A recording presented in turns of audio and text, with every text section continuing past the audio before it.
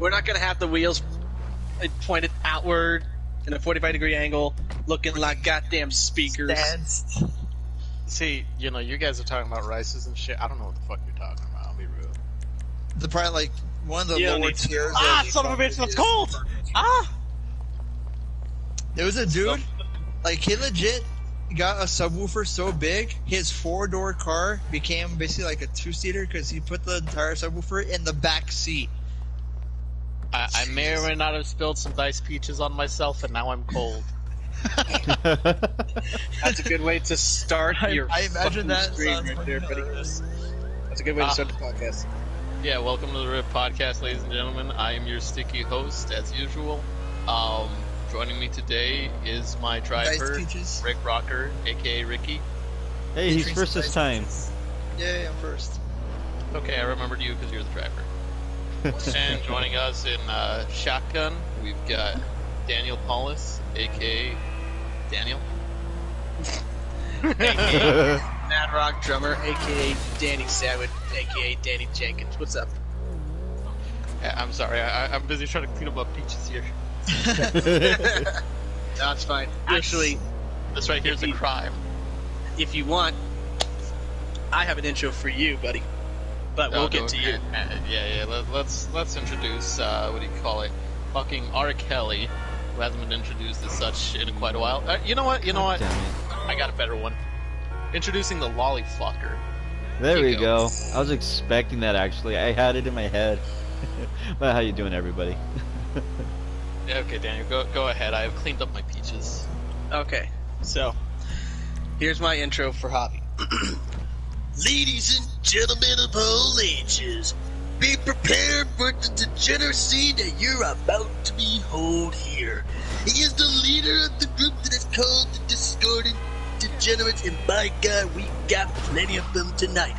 Ladies and gentlemen, give it up for Javier, aka Javier 840493.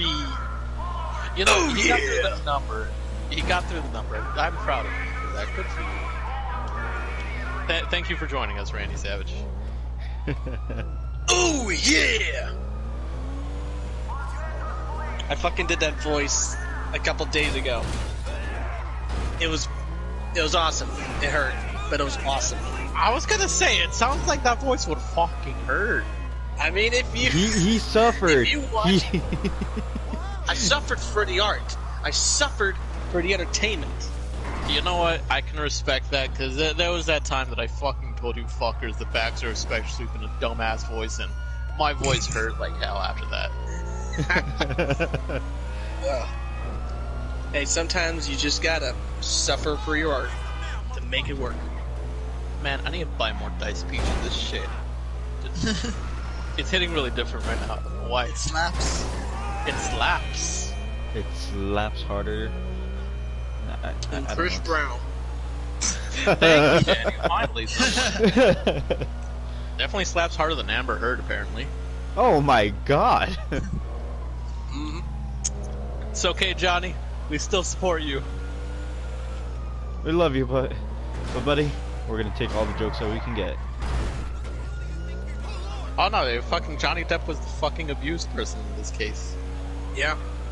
She just ruined his fucking career. It's okay, one day we'll have Captain Jack Sparrow. Didn't they didn't they actually give Johnny Depp his role as Jack Sparrow again, or no? I don't know. Let me join y'all. I'm over here trying to chase y'all. We'll fucking say something sooner. I know, like we're over here and shit. Oh, Listen, we drove all the way down south just to pick you up. You could have told us where you were. I wanted to meet you guys halfway. I was trying to invite you to the fucking... You didn't meet us fucking halfway, though. I was like, trying we're to. all the way down here. What? Who had 2 stars? Kiko, what the fuck? Yo, I don't even know how I got the 2 stars. Honestly, I was just driving straight towards you guys. There's more than one now? That's lollies? Oh god, yes. Kiko. Listen, you they know, never stop at I'm one. surprised that I don't even know that. And see, now the fact that you don't know that means that there's a potential that there's more lollies. Kiko. you know, take a seat on the stand, my friend. Here Time we to go get again. crucified. I'm ready. I'd like to point out that Kiko never properly defended himself last week when we met. Was it last week? No, it was like Wait, yeah, I think no. 2 weeks ago. No. Listen, you never put up a proper defense for that, and so now everyone just thinks that you're a fucking lollyfucker. Kiko, defend yourself. Explain. So at this. Okay, my client is obviously retarded. Excuse me, I am don't a know how defense to lawyer. I have some evidence against Kiko. It's just on the stand. way Okay, that hang on. it's the way that Will you the brought it up, and it's prosecution like how. please rest. Allow me to defend this man. I The have girl numbers. wasn't actually a lolly. I have numbers. She just did a lolly voice and called him senpai. No, I have facts to counter that. I have numbers.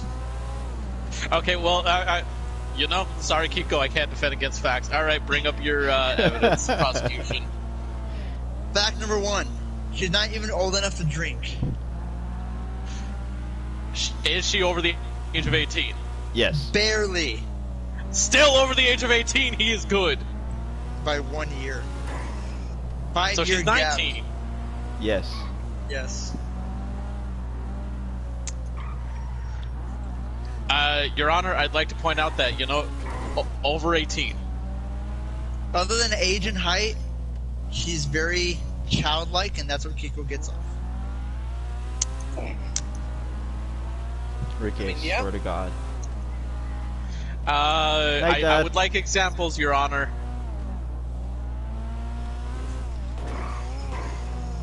I would say Does- wardrobe, personality, or sorry, behavior. It's very childlike and innocent role. I feel like that could be pointed out about many women who are grown-ass women. I mean that's cosplayers in general. Female cosplayers, in fact. That's just basically your typical e-girl. There you go. Belle Delphine. Oh, how dare you. Disgusting. Not wrong. But how dare you. You know what? I'm no longer Please don't defending tell me Kiko. that you Hang him. you know, I found Mr. Bruno, you I had- are burnt at the stake. I had found this out about my brother the other day. So Did he buy the bathwater? No, but he simps for Belle Delphine, and I'm ashamed of him for it. Actually, Did you disown him? yes. Is he subscribed to this podcast? No. All right. I want him to be subscribed to this podcast because it'd be hilarious just to kind of get like his input, his views, and plus he can give you more evidence to roast me for later podcasts. Yes, I feel like we need to because stop what roasting better Kiko person because he to enjoys this. what better person to roast Kiko than family? They're the ultimate roasters. You know what? You know what we really need to do? We need to do a podcast without Kiko, but with his family. Oh my god. Yes. No. That way we can get even more stories about Kiko. Oh god, no. And Then you'll we have two of and your you fathers roasting the shit out of you. Oh fuck no. But one of them Learn can about probably Kiko's do it in childhood. Spanish. Learn how he was raised. We learn about his childhood. I can ask many- them how where many they times- went wrong with him. How They many times did he get to bed? Hey man, that's a God. personal question. 5. No.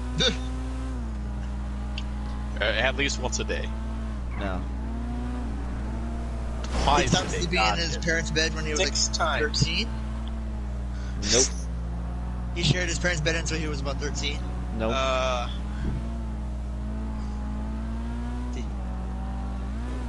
He has to wear a onesie. Nope. No, he just wears that onesie on the regular, and that's a personal choice of his. Eh, Hey man, at least I don't have an animal onesie. Ricky. You know what? Ricky, You do- he's raising a very fair point. Hey, first of all, it's not like I never fucked in one. And secondly, because a girl had gotten it for me, like a gift. Not for the reason Kiko had to pee on another.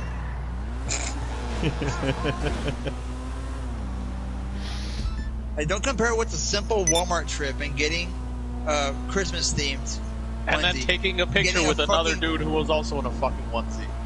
Hilarious. But compared to a fucking fursuit where you get pissed on in Well, public outside. Ricky. I mean, it wasn't a... Okay, yeah, actually, does that count as public? It's in It was her outside the bedroom. backyard. I mean, I mean, private property, it's- but where you knew he could be seen through the It's a fence or through the public window. view. Public view. Yeah. I mean, public technically, Like, view. the risk probably gets him off. I don't know. Like the possibility of getting caught. Yeah, Yeah. he could have gotten caught by the neighbors, and Could have, Yeah. but didn't. Maybe you did, and they just don't want to fucking talk about it. Hey, look, man, those neighbors They're are as just Christian as they waited to can be get. questioned about this, and like, ma'am, have you seen anything Poor suspicious in the last 2 years? Well, when Yes, Kiko there's said actually that one they had to move case to the where bedroom 'cause there was she a being young too man loud. who dressed up as a dog and pissed on a woman. I'm sorry, can you repeat I'm that, imagining ma'am? this because Kiko said they had to move to the bedroom because she was being too loud. Was she just regular moaning or trying to bark and moan? Was she howling? Or I can howling? imagine she must have been howling. Like, was she too into character? Because you said she was, but you said to go inside into the bedroom because What When she was was getting louder, you the would've gotten more full caught. moon your full moon? He saw the full moon, all right. But I imagine if this was the case, I would imagine she was probably whimpering and also howling when she hits points of orgasm. Am I right or am I wrong, Kiko? no, I think when I she plead the like fifth. Why does it sound like there's a dying dog outside? now was it like Chihuahua or like roof, like a big low? What dog did she partake in her persona? Was it like the Chihuahua? Hey, Kiko. Kiko, was she in heat? Absolutely. Kiko doesn't even fucking bother answering anymore, man. Because to be fair, at we this were point, if I kinda say just talking one over. thing, I'm gonna end up saying another thing, and then you guys are gonna be like, "You said this first thing," and after that, I just give up. So right Kiko, now, it's what just stopped like, you in the past? Nothing. Blackface. What has stopped you? I before do from not telling believe us that all still. the stories? I still really don't personally, but again, Kiko, like, I don't think he cares in that moment. You know who else I could see doing blackface? Ricky. well, I mean, he is white man keeping it Christian, and back in the days, white man keeping it Christian did blackface. I To feel my that if I ever knowledge, did something to my like that, knowledge. I would try to do it as respectful as Robert Downey Jr. did. What, you're a motherfucker trying to be another motherfucker? Yeah, you know what's actually funny? It's kind of embarrassing. That's on one my of the part. few rules that people accept that, you know, a guy No, does no, no, blackface, hang on. they You accept say it. that. You say that. Fucking, I was thinking about that. I'm like, God forbid anyone ever fucking remembers Tropic Thunder. No, it actually was trending on Twitter about Robert Downey Jr. doing blackface, and I was like, I knew it. I knew you fuckers were gonna come back to this. It's It's a bunch of fucking snowflakes. But how long did it take? When did that fucking movie come out? And no one That batted movie an came out eye. so fucking long ago. It came out about a decade ago. At No least one a batted decade. an eye until like this whole movement generation. Everyone of the fucking snowflakes had to go look for shit that wasn't even relevant to the actual matter at hand. Because back then, when the movie came out, it was fine. He played a good role. I liked the character, but no. It was a Snowflakes funny ass be movie. snowflakes. 2008. Hang on, I would Over a like decade to. ago. So, there were probably articles, about that, but the general, mainstream audience probably saw that, had a good fucking laugh. I mean, is that 2008, right? 2008 when it came out. 2008. So I'm thinking, the We producer of probably that still movie, have frosted tips. like when the producer thought about that idea and giving him that role, like, okay, Mr. Downey Jr., you're a soldier, right? But prepare for this. Sit down. You're black.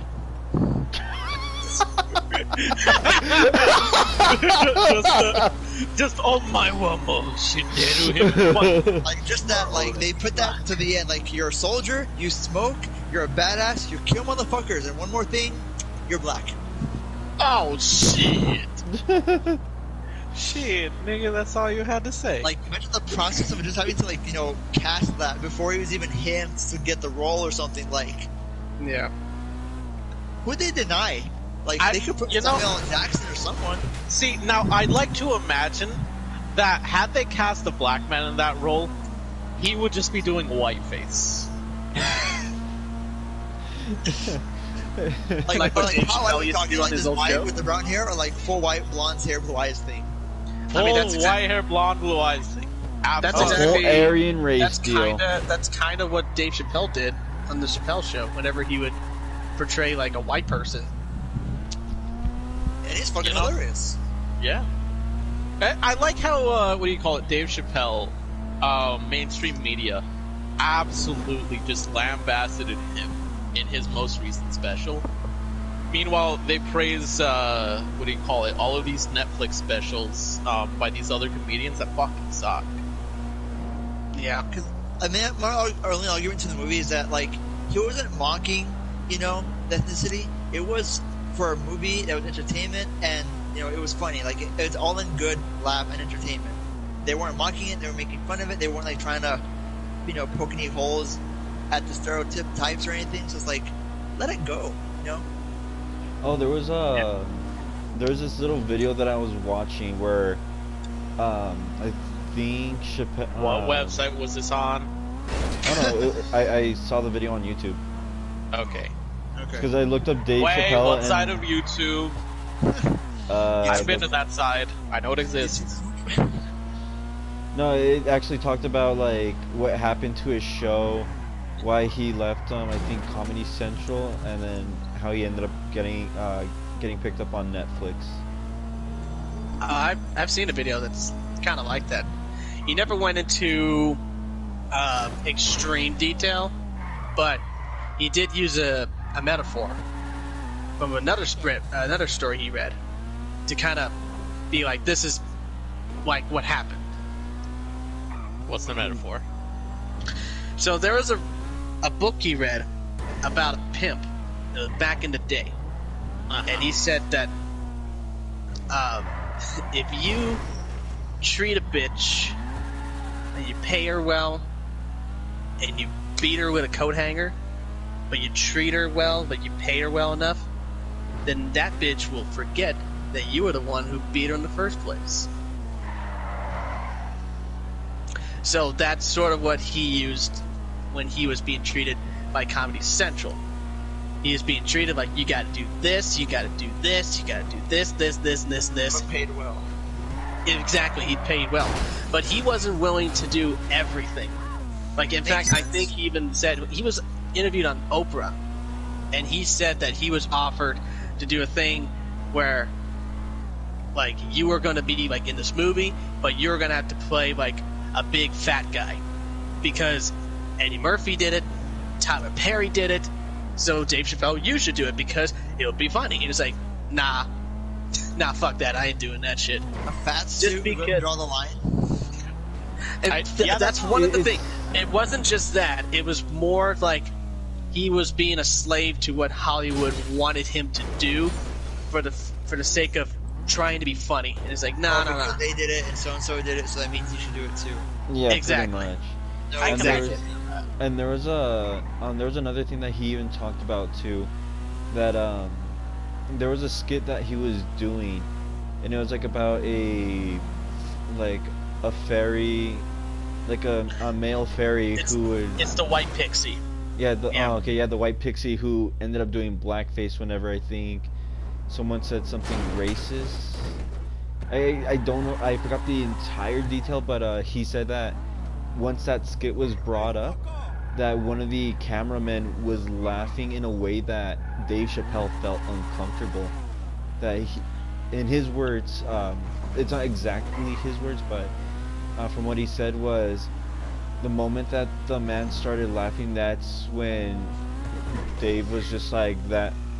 He was concerned of, like, is this too far? Is this too much? Yeah. I mean, you know, how do you laugh in a way that makes someone feel uncomfortable? That's what I want to know. I'm curious to see I don't- what the laugh was. Like, how bad can it be where it makes you that much uncomfortable? If anything, if I get it, like, it's the point where it's like, okay, come on, dude, I know it's fucking funny, but we have a job to do. Like, if it's like that, then maybe.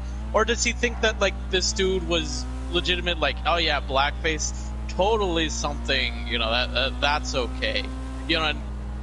In the form of the kind of blackface that Kiko was gonna do. It was the latter. How do you get that intention just from a laugh? That's what I'm wondering. I mean, wasn't maybe there. When you're like people laugh with you and not at you or something, like he probably like felt where it wasn't just comedic anymore. Like he felt degraded, probably. Like it wasn't laughing at what he was doing; it was laughing at who he is and why he's doing it, kind of thing. He just felt degraded. Maybe I want to correct myself. I want to correct myself. Dave Chappelle, when he was being interviewed by Oprah, it wasn't just a fat suit. It was more during the time, like the mid 2000s. A lot of like black actors were being forced to put on a dress because they thought, oh, he's going to be a woman, and so that equals funny.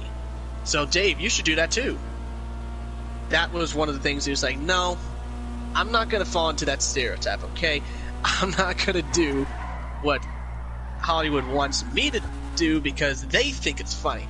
I'm going to do it. I think it's funny because it is funny. I wanted to correct myself for that. I mean, to be honest, I feel like a lot of Hollywood will do the cross-dressing thing, for a comedy. Because I mean, there was also Mrs. Doubtfire. Yeah, but with Mrs. Doubtfire, it wasn't like forced upon in any sense of way. It was just more like the whole basis of the movie. I mean, everybody knows it's just Robin Williams' character wants to get close to his children as much as possible by disguising himself as a nanny. That itself wasn't like really forced. It was more like, oh, okay, this is something that a character wants to do for something versus Well, nothing is forced. Hang on, let me of the type of comedy, which is cross-dressing. The movie is funny because he dresses as a woman. That's what. Let me put it to you like this, Kiko, so that you can understand a little bit better. What do you call it? You can write it narratively however you want. You can write it poorly. You can write it, fairly. Technically, no one is forcing an actor to put on the dress, but if you're under contract, technically you're being forced. Whether you want to or not, you're under contract. Or, it's an acting job. You have to take what you can get sometimes. And, maybe you don't want to put on the dress, but if it's a nice, pretty paycheck, you're going to put on the fucking... I think also a lot of it comes from, obviously I can't really be the person to talk about this, but a lot of black actors kind of get overshadowed for white actors.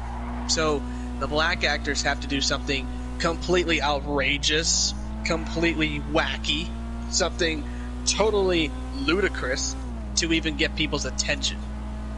And so, I don't think Dave Chappelle wanted that for him. He didn't want to fall into the pit traps of, I have to do something dumb and goofy just so people can be like, oh, I'm funny. It's like, I don't want to do that. If you want to do it, fine. But that's not what I want to do. And I think he's just kind of, that's how black actors were treated. Like, they were treated like you have to be a prop or you have to be a certain character in order to be funny rather than just be yourself because you are funny like that. I think I can kind of see that. Trying not to play into, a stereotype. Essentially. Yeah. That's also leads to why he didn't want to do the Chappelle show, because like Kiko said, the Pixie was basically to reinforce stereotypes for all certain types of races. And when he was doing those skits and the cameraman was laughing, he felt like he was being laughed at, not being laughed with. And he just kind of felt like, you know what? I really don't know if I should be doing all these stereotypes for white people or black people or Hispanic people. So he just got to a point where it's like, I can't do this anymore. I can't I can't reinforce these stereotypes because they're not that funny anymore to me. And I don't think they should be funny. And that's his point of view. That's his opinion, and I can't fault him for that. You know?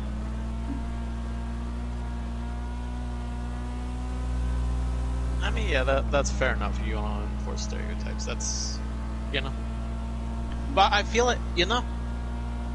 I would imagine that the whole "are they laughing with me or at me" thing, I feel like that's something that might be common amongst comedians. Because, you know, one that stands out to me that, you know, I would have to imagine that he would really feel like, yeah, they might be laughing at me, is Gabriel Iglesias. You know, what's really about him, what he goes through, what he does.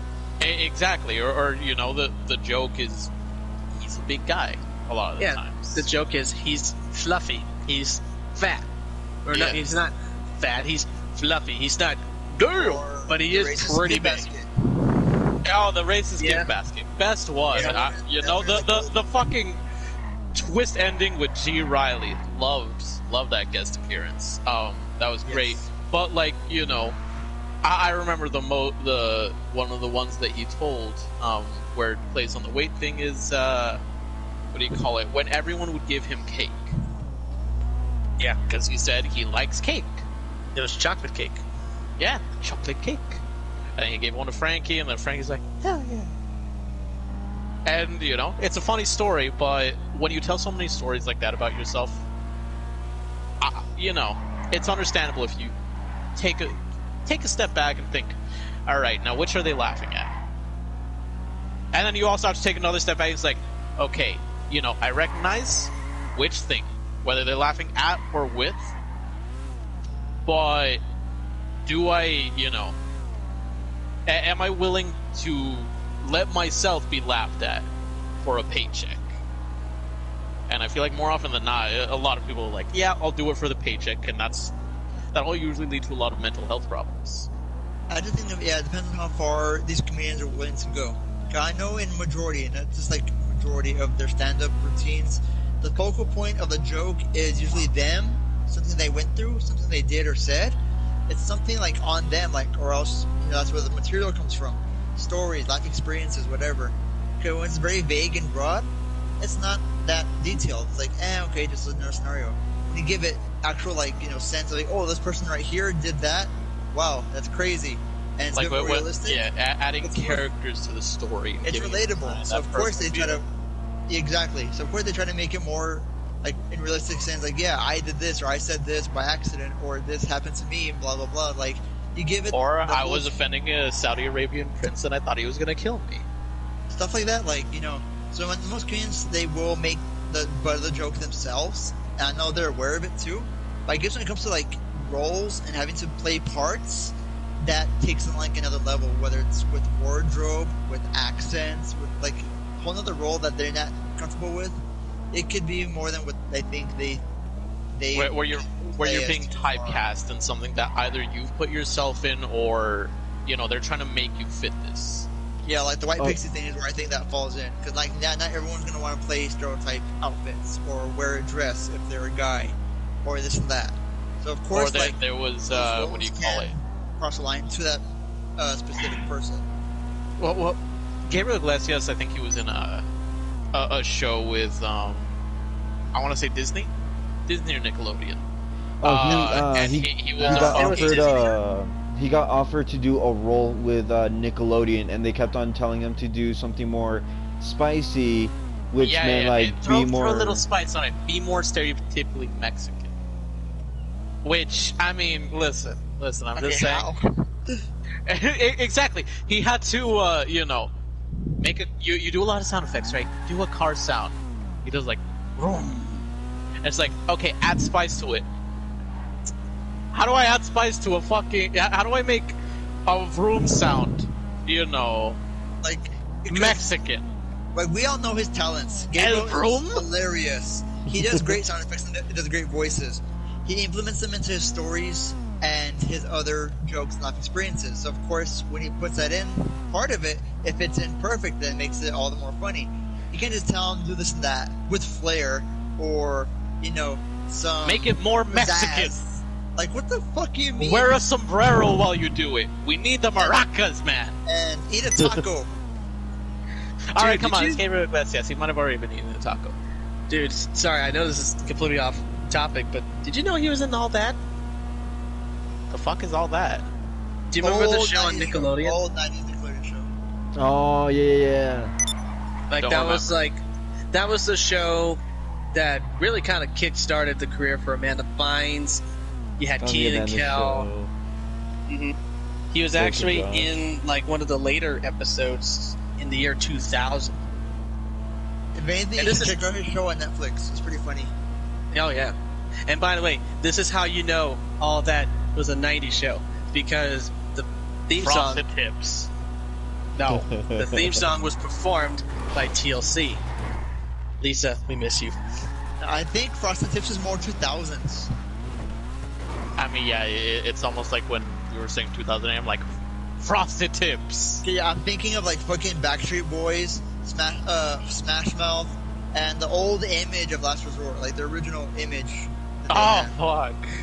Wait, Last That Resort, video. Papa Roach. No, like the music video Last Resort, like that Oh, image yeah. they had. Oh, the that, fisheye. that's- All that stuff, skateboard videos of the fisheye, like that's all screaming. A 90s chain to wallet and Frosted 2000s. Tips.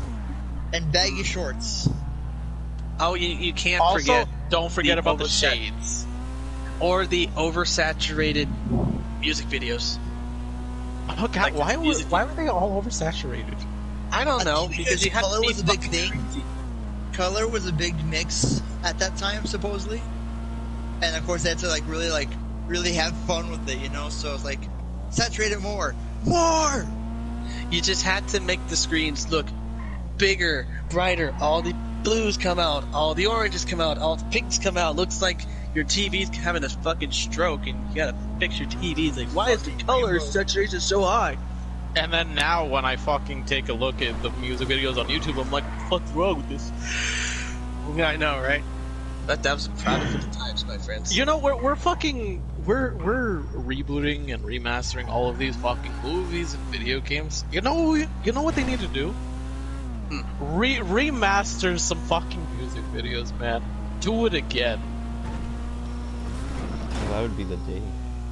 Like, you know, Blink 182, man. They need to do remasters of all their old music videos. Don't redo the music, because the music's just fine. The audio quality, you know. Just reshoot You it. can, yeah, just reshoot the actual video. But you know what Give sucks, them the though? money. 'Cause it's gonna be a thing that not every band can do for multiple reasons. I mean, yeah, that's fair. That's fair. I mean, I would love for Static X to redo the music video to push it, but they don't have Wayne Static no more. But they're still around. In fact, they're still doing shows. But I will say this: no offense to Static X, but it's not the same, though. You know? I mean, of course, it never will be. You know, it's like, I mean, I forgot the singer to Journey, the new guy, the Chino, if you may, how we all say it, instead of Steve Perry. Like, his voice is phenomenal. He does a great voice. Like, he does the band justice the way he sings. No problem at all. Oh yeah. But everyone's gonna miss Steve Perry and that fucking haircut he had. Like, man, you just can't like really forget the OG, you know? Mm-hmm. Yeah, I'm trying to get the guy's name. What if Linkin Park Arnell- did a remastered version of In the End with like clearer CGI, like with clear, crisp CGI of In the End? Well, you know what? Actually, CGI fucking faces and shit never works, man. well, you know what? Actually, I want to propose a question 4K for that. Ultra HD. Or I you know wanna- what? You know what? Fucking Breaking the Habit, True. Yeah. reanimated. Arnell Benita. That's the guy. That's the guy who sings with Journey now. Okay. But I also want to propose to you to this. What if, because I know that Linkin Park was kind of talking about this, they haven't really confirmed anything, but what do you feel if they went on, like without Chester? I feel like Chester would want them to. If they really want to keep making music, then by all means, you know. Of course, it won't be the same. People's gonna, it's gonna have that missing, that missing piece. Mhm. But doesn't mean they can't try. who knows? They can still make good music even if Chester's not the main vocals. Who knows? Yeah, I mean, check out Mike Shinoda. Mike Shinoda, he does a lot of good music. You know, when he came out with Post Traumatic after Chester's passing, that was some of his best music that I've listened to. He was also you know, Fort Minor, Remember the Name, which, as much as that's a meme, it was a good song. The Name. That's the song I play before I go out to my races. It's like my hype up song. It's okay, Rick. Don't let anyone take that away from you. I mean, it's actually funny because that wasn't the first song I heard. The first song was "Where'd You Go." That was the first Fort Minor song I heard, and then I heard "Remember the Name." It's like, oh, that one's better. Not well. It's more energy, but I think I heard "Remember the Name" because of fucking AMV. I'm gonna be real. Where'd you go? I heard it because it was on, I think, a playlist a friend had, and it was on shuffle, and it came up. I'm like, hey, is that Mike? I'm like, oh shit. Yeah. This is Bob. Like, oh fuck, For this the longest time, I didn't know that it was actually Mike. I heard his voice almost like second, like second chorus to the song, like not halfway in, but right before that. Like, hold on, that is Mike. Like, what the fuck? Right. Also, how's it going? I don't care. I feel like Linkin Park could do. They could continue. Maybe that's what Chester wanted. If anything, they could probably do another album with Mike as the lead singer, because I mean he was the co-lead singer for the band, and in fact I think Mike's done a lot for the band. He may have done more than what Chester's done in terms of like musical talent. Chester was definitely the voice of Linkin Park, but Mike Shinoda was right there, and he helped put together a lot of the music that Linkin Park did. So I can see. They should at least try. I mean, try, see what they come up with, see what comes up, see what they sound like. I'm curious to see what they sound like. Yeah. Well, I don't care. Just give you a rundown of our podcast. We talk about different things, and right now we're talking music. Got no Linkin Park. And sometimes, if you're lucky, you might actually you listen to me getting crucified by everybody else. Basically, Kiko says some dumb shit and we yell at him. From Saturday Night Live, where it needs more cowbell. I remember that. It had Christopher Walken as the Bruce Dickinson. Yep. Yep, the Bruce Dickinson. They should have that skit redone. Hold on, here's a good question. What skits can be redone with maybe the same, if not more accurate, actors? Here... Who can do a better role than old 90s skits? Like I was gonna say... Night Show and Saturday Night Live. Here's the thing. What is a skit, that... What was played up before? Land Shark. No, hang on. Well, what is an old skit, that we all remember fondly, and we all, we could all laugh at it, that would not last in today's environment? Tropic Thunder was a movie that is not a skit. We already went to that too. Yeah. I'm not sure if this will apply to today's standards, probably does, but there was one with, what's his face, Chris Farley? And David Spade, where they both were trying out for, in this case they were both trying out to be a male no. dancers. I know exactly what you're talking about. It was Patrick Swayze and Chris Farley, and they were trying out to be Chippendales dancers. What the fuck? I know, I saw those trucks too. Okay. I think it still could be in today's society, but I think they would be a little bit more Patrick, you're obviously sexier, you had a better body, but I think we're going to go with Chris because we have to have a variety of dancers, and Chris is definitely better. Just better dancers, and we need more fat guys, so we're going to get him in. God. I just fucking realized that this car is front-wheel drive. Yep, it is. That's painfully accurate right there. Jasmine has a suggestion. The Night at the Roxbury. Oh, that's a pretty good movie. So that is a very fair point. Because and I think more so the scene, like they're all in the club and they're all like basically gangbanging the woman. It's like you couldn't get away with that shit today, you know? Yeah, I'm thinking of all the old cartoons, man, that people would have really bagged on. I mean, Looney Tunes and Tom and Jerry come to mind. fucking fuck the Animaniacs. Droopy. It's like look for fingerprints. I found him. No, No. fingerprints. I'm not doing that. Yeah. See, now that's a damn fine joke Okay, right there. here's another good question for all- That's a for damn everyone fine here. show.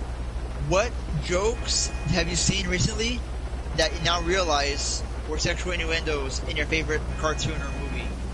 Like the fingerprints one, you know, so once you read the meme of it, like, oh shit, now you get the joke. Back then it went over your heads. What have you seen now that you realized was that oh shit moments? Oh, Dexter's laboratory, where Dexter's dad had that what's it called, that like that woman in the house, and as soon as she's bent over, I think on her butt it says like Dad's trophy. Yeah. As a kid, I was just like, why is that Dad's trophy? And when I look back at it now, I'm just like, oh shit. I remember a Dexter's Laboratory one. I remember the one where he hires a fake Dee Oh stripper. yeah. and he says, you have to dance too, you know, like how she does. And she says, it's pay extra for that. Oh yeah. Or what about the scene from Powerpuff Girls, where they brought their new friend to the house and the professor was talking about the girls and it's like, well, I made them in my laboratory. They're an accident. Oh, that's okay. I'm an accident too. And he just makes that face of like, Oh shit. Oh, by the way, Jasmine says literally everything in Ren and Stimpy. Literally everything. Yeah, That that show wasn't like sounds really. about right. isn't that getting a reboot? It is Yeah, getting I re- hear Yeah, it Yeah. By is. the way, hang on. This is a very interesting topic to me because I don't, I never watched Ren and Stimpy. I have no dog in this fight, but I follow a lot of animators with obvious reasons. I know exactly what you're gonna bring up. And they're like, why would you reboot this show? Because they're like, the creator is a pedophile, and I'm like, what? Oh yeah. First I'm hearing of it. I mean, would it surprise me? No, because you have to remember that Dan Schneider worked in the industry for the longest time, and that man's got a fucking foot fetish with children, and that's concerning. Yeah. But, so, Daniel, you seem familiar with the topic. I need you to run me down. What? Is the creator a pedophile? What's going on here? He's been he likes to hang out a lot with 15-year-old girls, like a lot, sometimes at work, and that wasn't exactly why he got kicked out of Nickelodeon. That was because he was just being a straight up asshole to a lot of his animators and the people who worked at the studio. So he got kicked off at Nickelodeon. So he made an adult version of the show, which, if you've seen the meme, which I'm sure you fucking have, of the scene where they're sawing the log, and Stimpy's like, oh, please keep sawing, Ren. That was not from the Ren and Stimpy show from Nickelodeon. That was from the Ren and Stimpy's adult cartoon, because at that point, the creator was like, well, I could do whatever the fuck I want. But he was still hanging out with young girls, and that didn't come out until a few years ago. And now people are just like, oh, fuck no, we don't want anything to do with him. Wait, wasn't there a cartoonist that had a thing with his? I think it's in the reboot of the Powerpuff Girls, where he had like a thing with. the He's Blossom got it character? all. Yes. Yeah, he has a fucking self-insert where he's fucking Blossom, and it's concerning. Oh, yeah. That- He I always remember makes it. reading that. Yeah. I did That's get the also, Lord. with that reboot for the Powerpuff Girls that they twerk in. Mm-hmm. Oh my god, no. I remember my niece, she was watching that episode. That specific episode, I looked at her and I go, what the hell is this crap? And she goes, oh no, it's just the Powerpuff Girls, we're dancing. And I look, and I'm disgusted because I just felt, I felt like that wasn't even supposed to be a thing. I don't mind them, like, shaking their arms around, but if you have them specifically twerking, little fucking girls twerking, and your audience is children within that same age range, we're past the if line. younger. Yeah, it's. Ugh. Oh, hey. So here you go. Here's the stuff about the creator of Ren and Stimpy, John Kricfaluski, or however you pronounce his name. He was John. He was accused of sexual assault in March of 2018. Good The lord. two women disclosed on BuzzFeed that he sexually harassed them and groomed them while they were underage. And this was back in 1997. She was 16 at the time, and another girl was 14. Okay, see now, you know, I wanna respect the claims and the stories and the victim. Daniel, can you give me a source that isn't BuzzFeed so I can respect him more? Give me a second. I'm gonna be real. I'm gonna be real with you guys. You know, if you are a victim of anything, do not take it to BuzzFeed. Will they pick up the story? Absolutely, but do not take it to BuzzFeed. Have some self-respect. You got the New York Daily Times doing a story about this. But actually, the ages are different, but they're still underage. The two girls were 13 and 15. So, still pretty young. Yeah, you know. And of course, John he put an apology on Facebook saying, I blame my mental health and... Alright, so he's admitting guilt to it. His ADHD. And he also had bipolar disorder. So Hold up. That's Did he really... Hang on. Did he really just do things to little girls and then blame it on ADHD? What the fuck? Yeah.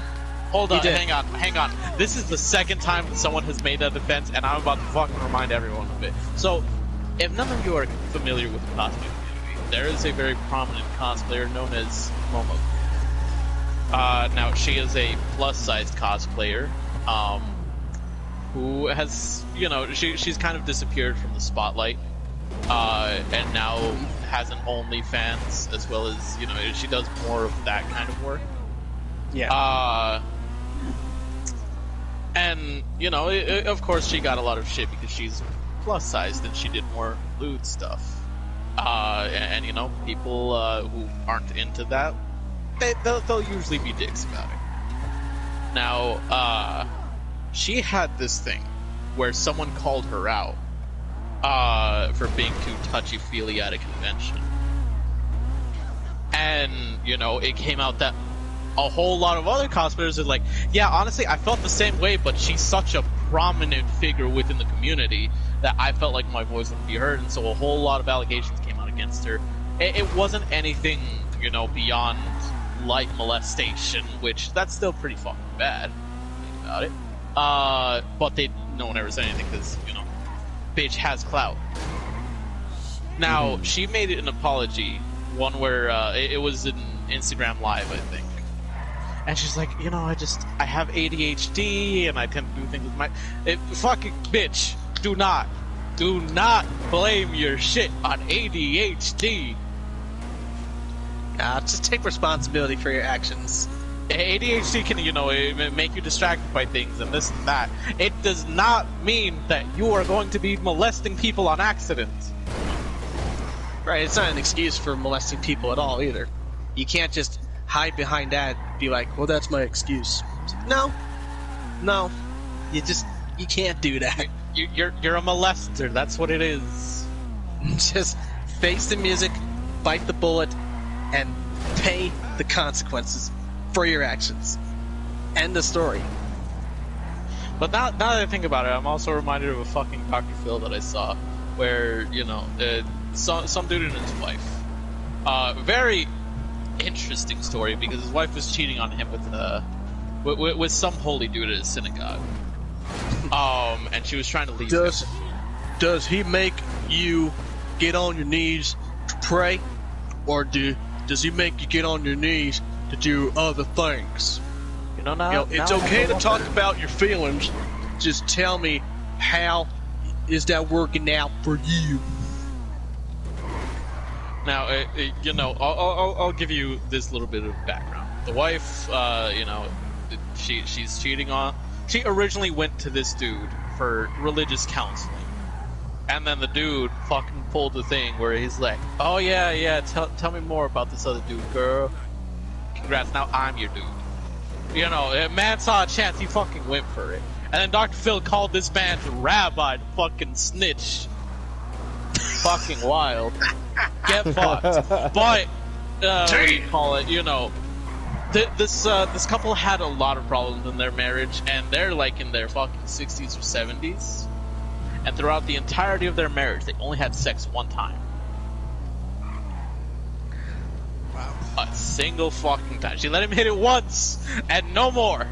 And this man's like, listen, I just want to grow old and love you. And I'm like, that's fucking wild.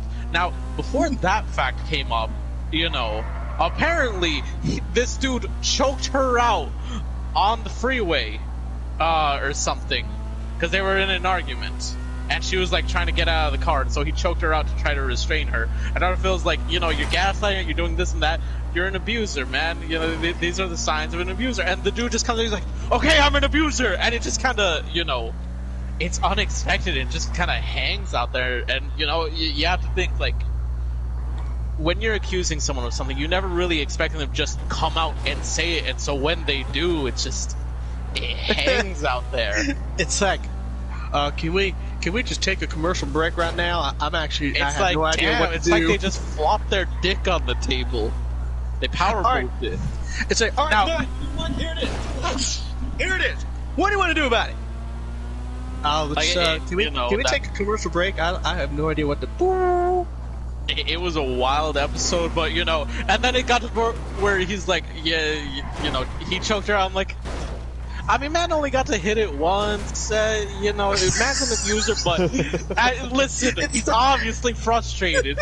It's like, I understand why you did it. It doesn't make it right, but I understand. I understand it. If anything, you know, I find it wild that she's the one who fucking cheated. By the way, that sounds terrible out of context. I know why you choked her out. It doesn't mean to make it right, but I understand why you did it. I get where you're coming from, homie, but you know, it don't make it right. No, actually, I don't know where you're coming from, because apparently you only come once. But I understand why you did it. I get that you're not coming from, man, but you know, it's still not right. Yeah, it ain't right. Dr. Phil's fucking wild.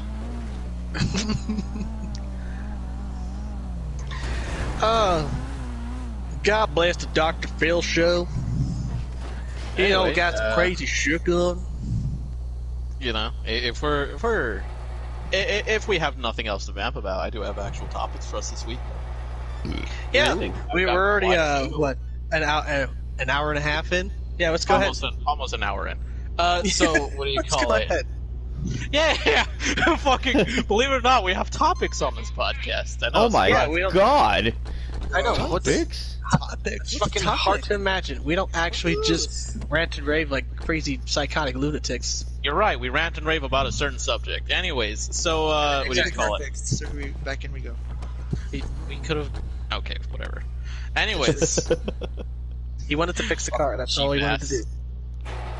Anyways, so what do you call it?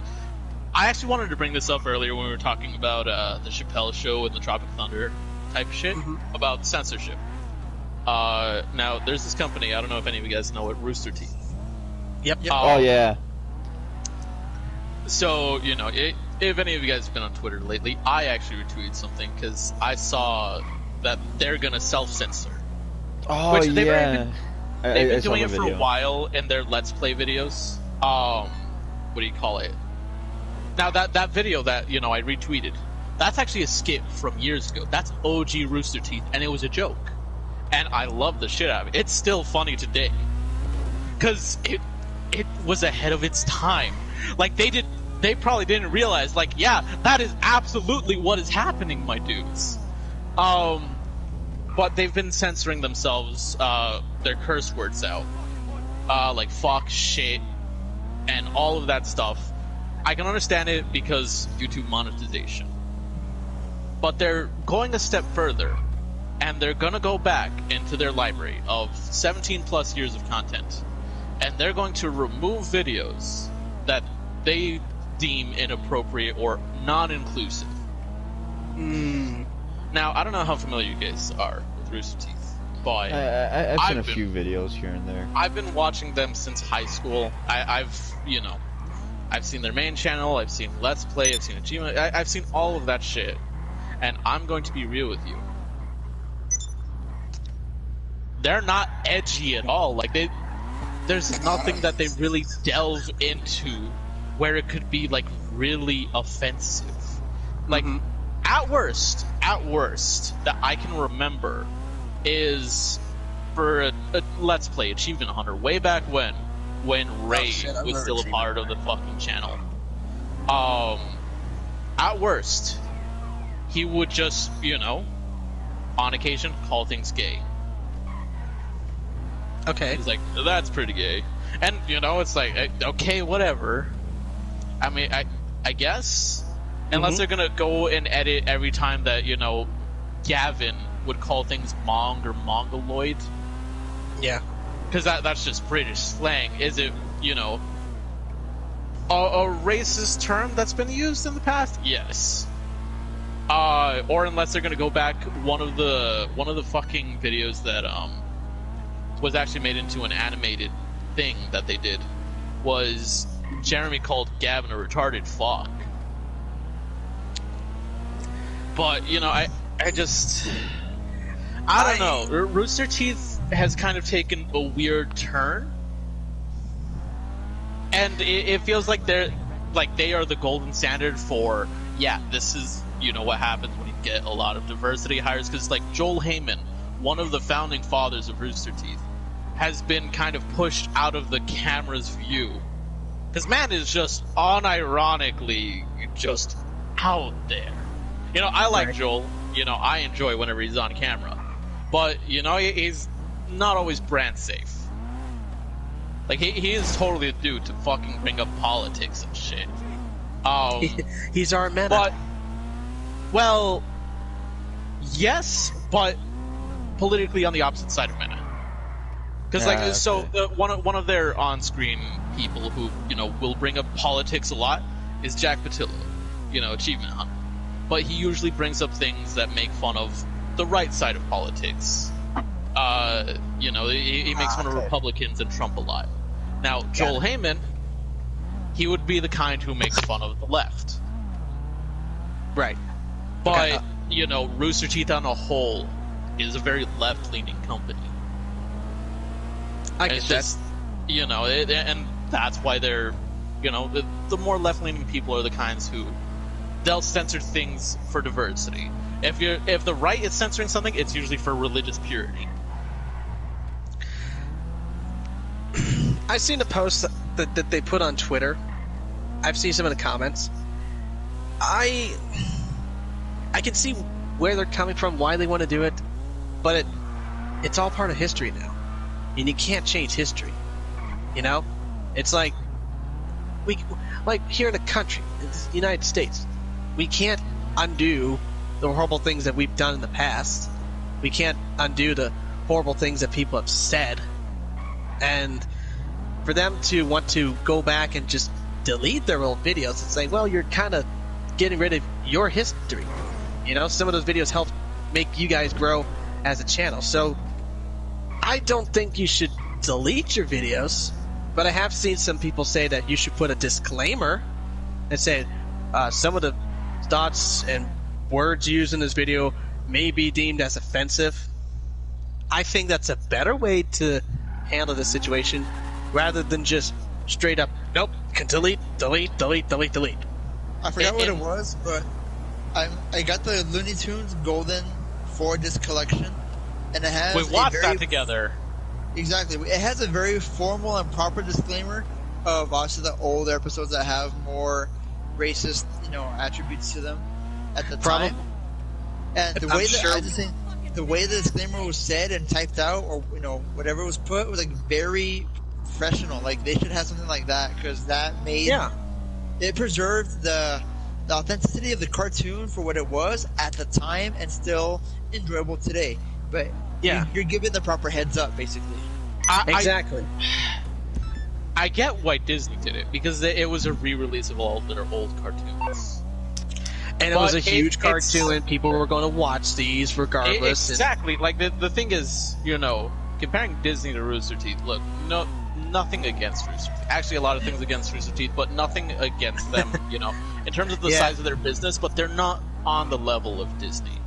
And a lot of the videos I imagine that they're going to be removing, it's not like they're going to release it, you know, in a DVD box set to where, they're going to have to put a disclaimer. These are YouTube videos. You know, you built your, you know, let's say kingdom platform off of YouTube videos. And all of your new videos, you know, while you do put them on your own site, they still fit the same format of YouTube comedy skits usually. Mm-hmm. Or just the internet culture in general. And I don't know, I feel like it's a weird thing that they're, you know, trying to treat specifically their older videos, because a lot of their older videos are very, you know, crass, more raw, and they're not even that crass, to be honest. Like, you know, but let's take this channel. You know, it's a very bold comparison. But we're fucking crass on this channel. Hell, I called Mena a faggot on stream once.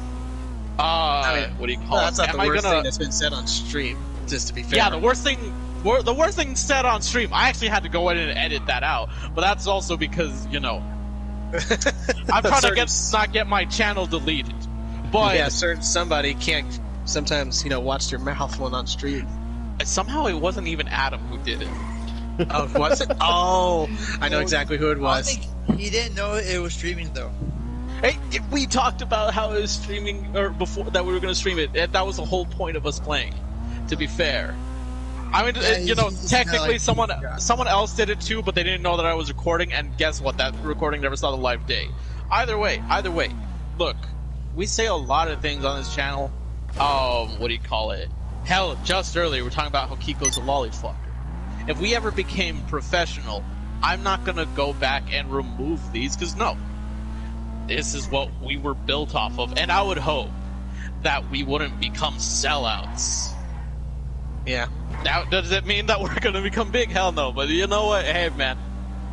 I still got what makes me entertaining. I'm just an asshole. You're an asshole. I'm going the Dave Chappelle route of what I find entertaining. In reality, it's just like a fucking... You're trying to do a whole internet cleanse, like... Because have you ever seen your old MySpace stuff and your old profile pictures from like 2007 and how cringe it was? They're more happy just gonna go see all that and get rid of all of that shit. That's all they're thinking right now. It's like, man, this was fucking cringe. Let's get rid of it. Boy, if I ever find my fucking MySpace account from 2007, who remembers what their very first Facebook profile picture was? Mine is fucking cringe and still there, and I hate it. But like, you know what? You know what? We need to make a pact here. I don't have to go into this pact because my fucking Facebook got yeeted, but we should all go fucking delete our Facebook accounts or delete everything off of them just to get rid of the cringe. Have no fucking history of it. Since Rooster Teeth is doing it, let's do it too. We should make a channel in Discord with like private, giving everyone's passwords to know when to log in when they're dead or something, and clear their history, clear their profile pictures, clear all the cringe. Guys, people have like fucking 4 accounts that I think are still unattended. I was gonna say, if anything, what we have to create a Discord channel. You know, it'll just be whoever we know personally in it. And when I say personally, I don't mean like, you know, in the way that we know Adam. I mean in that we have met up IRL and that we might meet up on the regular with. We need to set up a thing where we're gonna put all of the passwords to our things so we can delete each other's fucking internet history. No questions asked. Just be fucking like, hey, I have accounts here, here, and here. Here's my passwords. Delete everything. You know what to do. Don't look through. Just delete. Okay, Professional courtesy. Kiko, I just want you to know, we're gonna require your YouPorn account too. So you're gonna have to remember your account name and your password. Dude, okay? I have every username and password written down on a notebook for each site and social media that I have. Fans, I'm already ready and his prepared. list right here. I think because Jonah had it. His YouPorn, his Pornhub, his X Hamsters, his RedTube, his XNXXX, his what else is there? Fucking browsers, XNXXX, browsers, browsers, fucking, My Family Pies, MILF, my Bratty Sis, Cam Soda, that one. OnlyFans. Oh, X Spankwire. videos, RedTube. Like you could just link it all to one account or one device and just fucking like reset. Matt, your just fucking change computer. change all those passwords to one thing, so we only have to keep track of one. Just I would fucking also- factory reset it. Fucking factory reset his entire laptop. I was You know also what, Oh, you're gonna gonna have say, to hang burn on, my hang on. laptop. I was also We- gonna say, I think we need to have an extreme like cleansing of everything. Like wash your hands, make sure your computer is scrubbed of any viruses. gloves. Wear a hazmat suit for when we go in. Look, Kiko. What we're gonna do? We're gonna log into your computer, just get rid of all that stuff, and we're not gonna personally delete your files. No, we're just gonna throw your computer in the ocean. If anyone finds it afterwards, you know what? They deserve it. You know, they're gonna unleash a plague upon the world. They'll Kiko, find it in fucking 3020. Oh Kiko. God! don't The forget next plague. Don't forget Lobster Tube. Don't forget that one. That's a bad one. Oh, that is a fuck? good one. The fuck? Don't forget Lobster Tube. I won't Lobster forget tube. Ricky, Yeah, when you have Ja- a chance, look Jasmine, it up. if you can explain what animal? Lobster Tube. You know what? Hang on, Kiko. We can't forget about your fur affinity. What the fuck is there? Goddamn. Ricky, there's so many sites that I don't even know. I'm just lucky to Don't fucking recognize. No, but I'm You know being what? serious, dude. If there was a chance for me to like even pull off a Quagmire, and look Kiko's up every gonna go single to the site, fucking I dark would. web for the rest. I would sell my soul Kiko, for if the you have rest. accounts on the dark web, we can't do anything for you, man. You Yeah, know, we're not gonna go that far. dark web. for you. Fuck Hey, that look, shit. We man. like you, I'm, brother, I'm but good it's- as dead as it is. Alright, so maybe we don't delete things for Kiko. We might find some shit.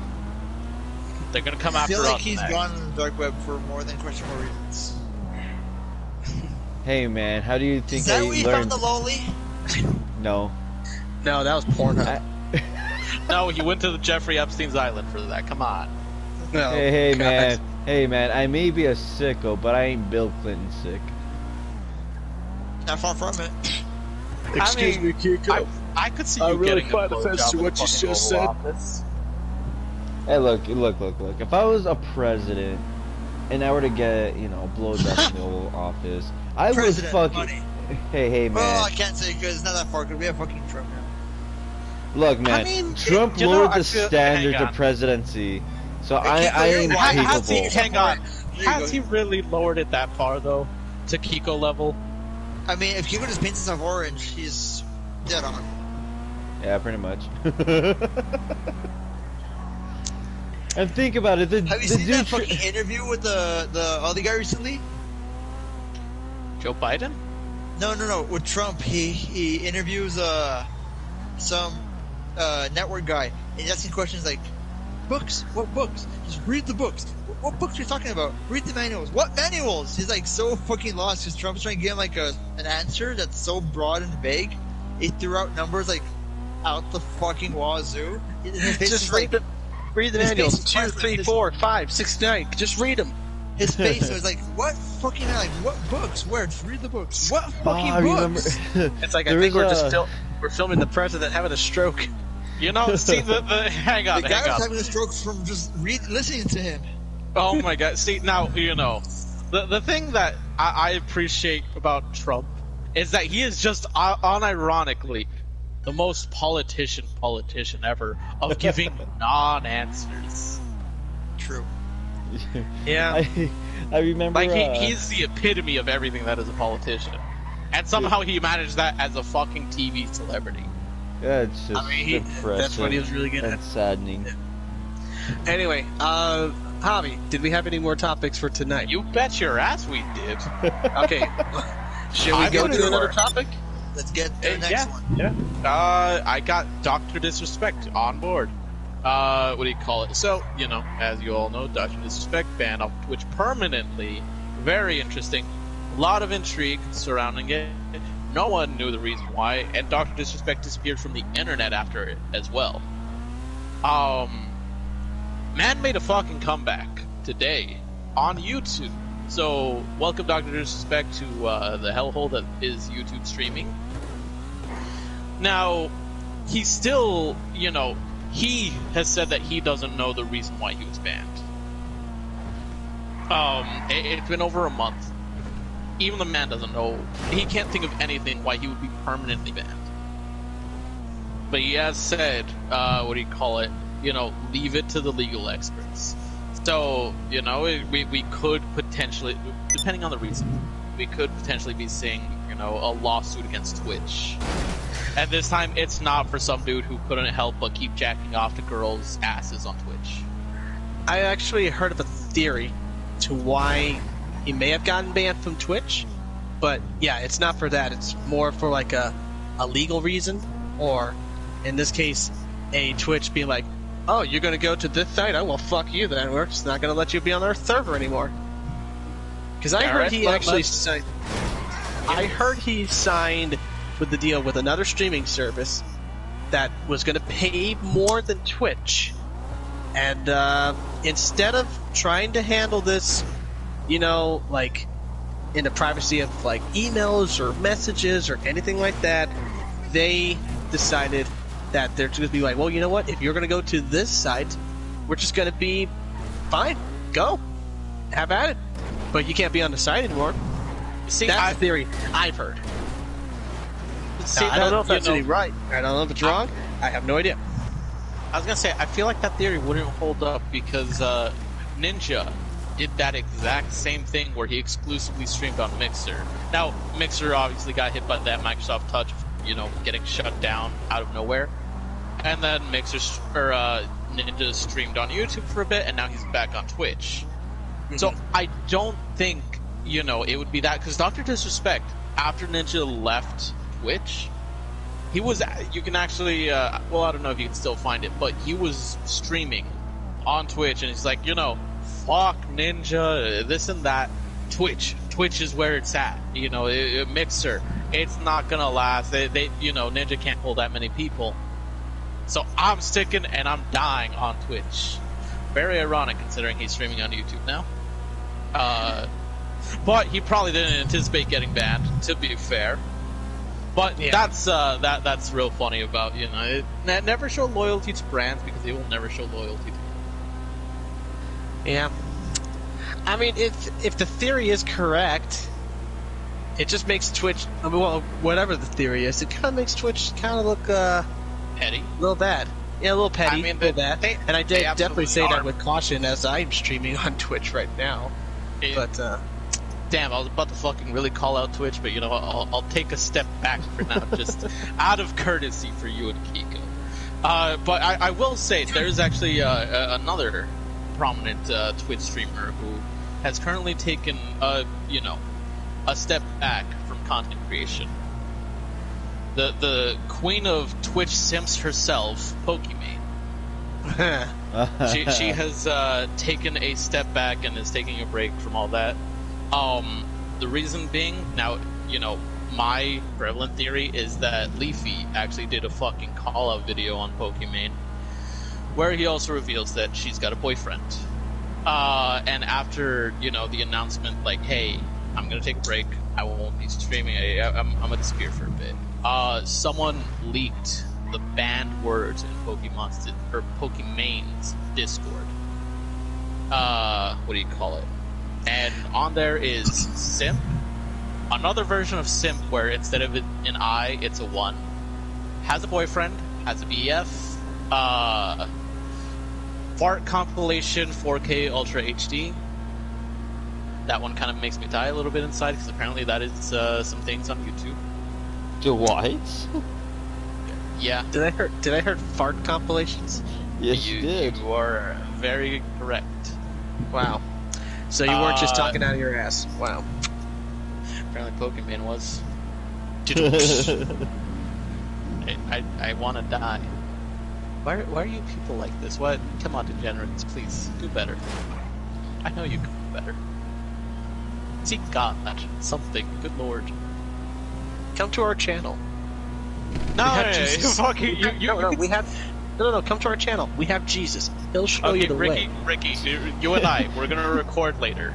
We're just gonna you're gonna do a bunch of sermons for Sims to make them get better. Work, man. Fucking Sims.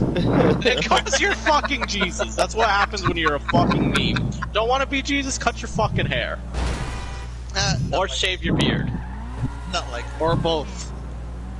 Well, there you go. Now you're fucking Become Jesus. Mr. Clean. Listen. If I could, I would hire the actual man whose name is Jesus Christ and looks more like Jesus than you do to do it. But I don't have enough money for that, okay? If you have the sermons written down, I'll say them, but you do all the writing. That's how it usually is. What do you mean? Just making sure. Listen, man, if I'm gonna hire people to fucking say lines, I'll fucking write the lines myself. I'm a half-decent writer. Do I have to wear my fucking white suit and be in front of the church and I just speak? Hell yeah. Absolutely. We'll gather a crowd for you. I'll set up a thing. Excellent. You know, actually, that sounds like a fucking... We're doing this. We're really gonna do this. We'll put an effort into that eventually. Dude. Hell yeah. See, we need all the GTA gotta- characters that we can get in one session. Yeah, Of we our got group, all. at least. Yeah. We'll make it happen. Anyway, what do you call it? So yeah, that's Twitch news. Beautiful. Well, welcome back, Dr. Disrespect, to YouTube, and hopefully you can get some answers. Hopefully you don't get banned off of YouTube. Next day gets banned. I'd have a good laugh about No. that. Tomorrow, the next day, Dr. Disrespect gets banned off of YouTube. He plans on streaming on Pornhub now. Hey, okay, hang on. You joke, but there is a lot of Let's Players who have legitimately moved to Pornhub. Dude, there's a lot of Let's Players and a lot of content creators actually making legit stuff on Pornhub because they actually give a fuck about paying their content creators decently. But at the same time, what do you call, a lot of people, avoid Pornhub because they get a lot of fucking sex trafficking victims there. And, underage people. So, I mean, I can kind of understand that. That's fair enough. If you avoid Pornhub because of that. I totally get that too. Anyways, it's fucking moving on to the next topic. The next one I've got for you guys, real quick. It's just a real short one. The people who made Rocksteady, the guys who made the Arkham games, Arkham City, Arkham Asylum, Arkham Knight, you know those. We all remember them fondly. Mm-hmm. They came out with an announcement that there's going to be a Suicide Squad game. What kind of game is it going to be? It's going to be like a... Suicide. Probably. I mean, it's obviously going to be a suicide mission. Because, I mean, that's why you... Hang on, I just looked up Suicide Squad on Twitter, and it's like, help is available if you or someone who's struggling or in crisis. Well, fuck you, if I'm going to kill myself, I'm not going to look it up on Twitter. Hey man, you never know what kind of people are going through. That one time I googled how to tie a fucking noose. Hey Ricky, I could have taught you. Come on, man. Anyways. You know how to tie a noose? Yeah. I mean, hang on. Don't worry about it. How did you fucking learn? In school. I remember this. School. What kind of school is this? The interclass, actually. Okay. Hold on. Okay, I needed it as a prop as well. For context, I needed a prop for a medieval thing for Black and 1800s, which had hanging. So I got actual rope on how to tie a noose. So I googled it, and Google's first thing was the help me line. I'm like, okay, next one, WikiHow, how to tie a noose with pictures. Like, perfect. Okay, Ricky, it was accurate. I'm gonna So be you real basically with you. need to make the If you need it gallows. for a prop, I can't fucking help you with that. I can just teach you how to tie a legit noose. No, it's a functional noose. It's real. But no, the functional noose that I have, it's just real simple where you tie one knot, and it's easy, and you can fucking, You don't even need to specifically use it like as a news. You can use it to hook onto things. Well, I mean, that's what the one is. It says on the wiki how it's for too. Because it says, use it as a Halloween decoration. Blah, blah, blah. I'm like, yeah, sure. That's what everyone's coming to this fucking thing for. Like, it was this dude in my... I remember, it was the end of, I want to say, junior year. And we were just hanging out in the fucking, in the backstage area in theater. And we were just talking about dumb shit. And I don't remember why or how, but this dude Renee's like, hey, you guys know how to tie a noose? And I'm like, you know, I was the fucking edgy kid. I'm like, oh hell yeah, man, fucking to kill myself, definitely. And he was like, really? How do you do it? I'm like, I don't fucking know, man. Why you gotta call me out on my shit? No, the thing that I realized one thing though. I had the class presentation the next day. So obviously it was night before when I learned how to tie the noose. It's in college, so I had like the spaced classes and breaks. I left the noose in my drawer, my desk drawer, for the morning class while I went to the class. I'm thinking at school like, oh shit, if my mom sees that in the desk and she has to clean the room and sees that, I'm fucking screwed. Like, you're gonna get go calls. Oh my god! I swear, like, it's not what you think when it's for class.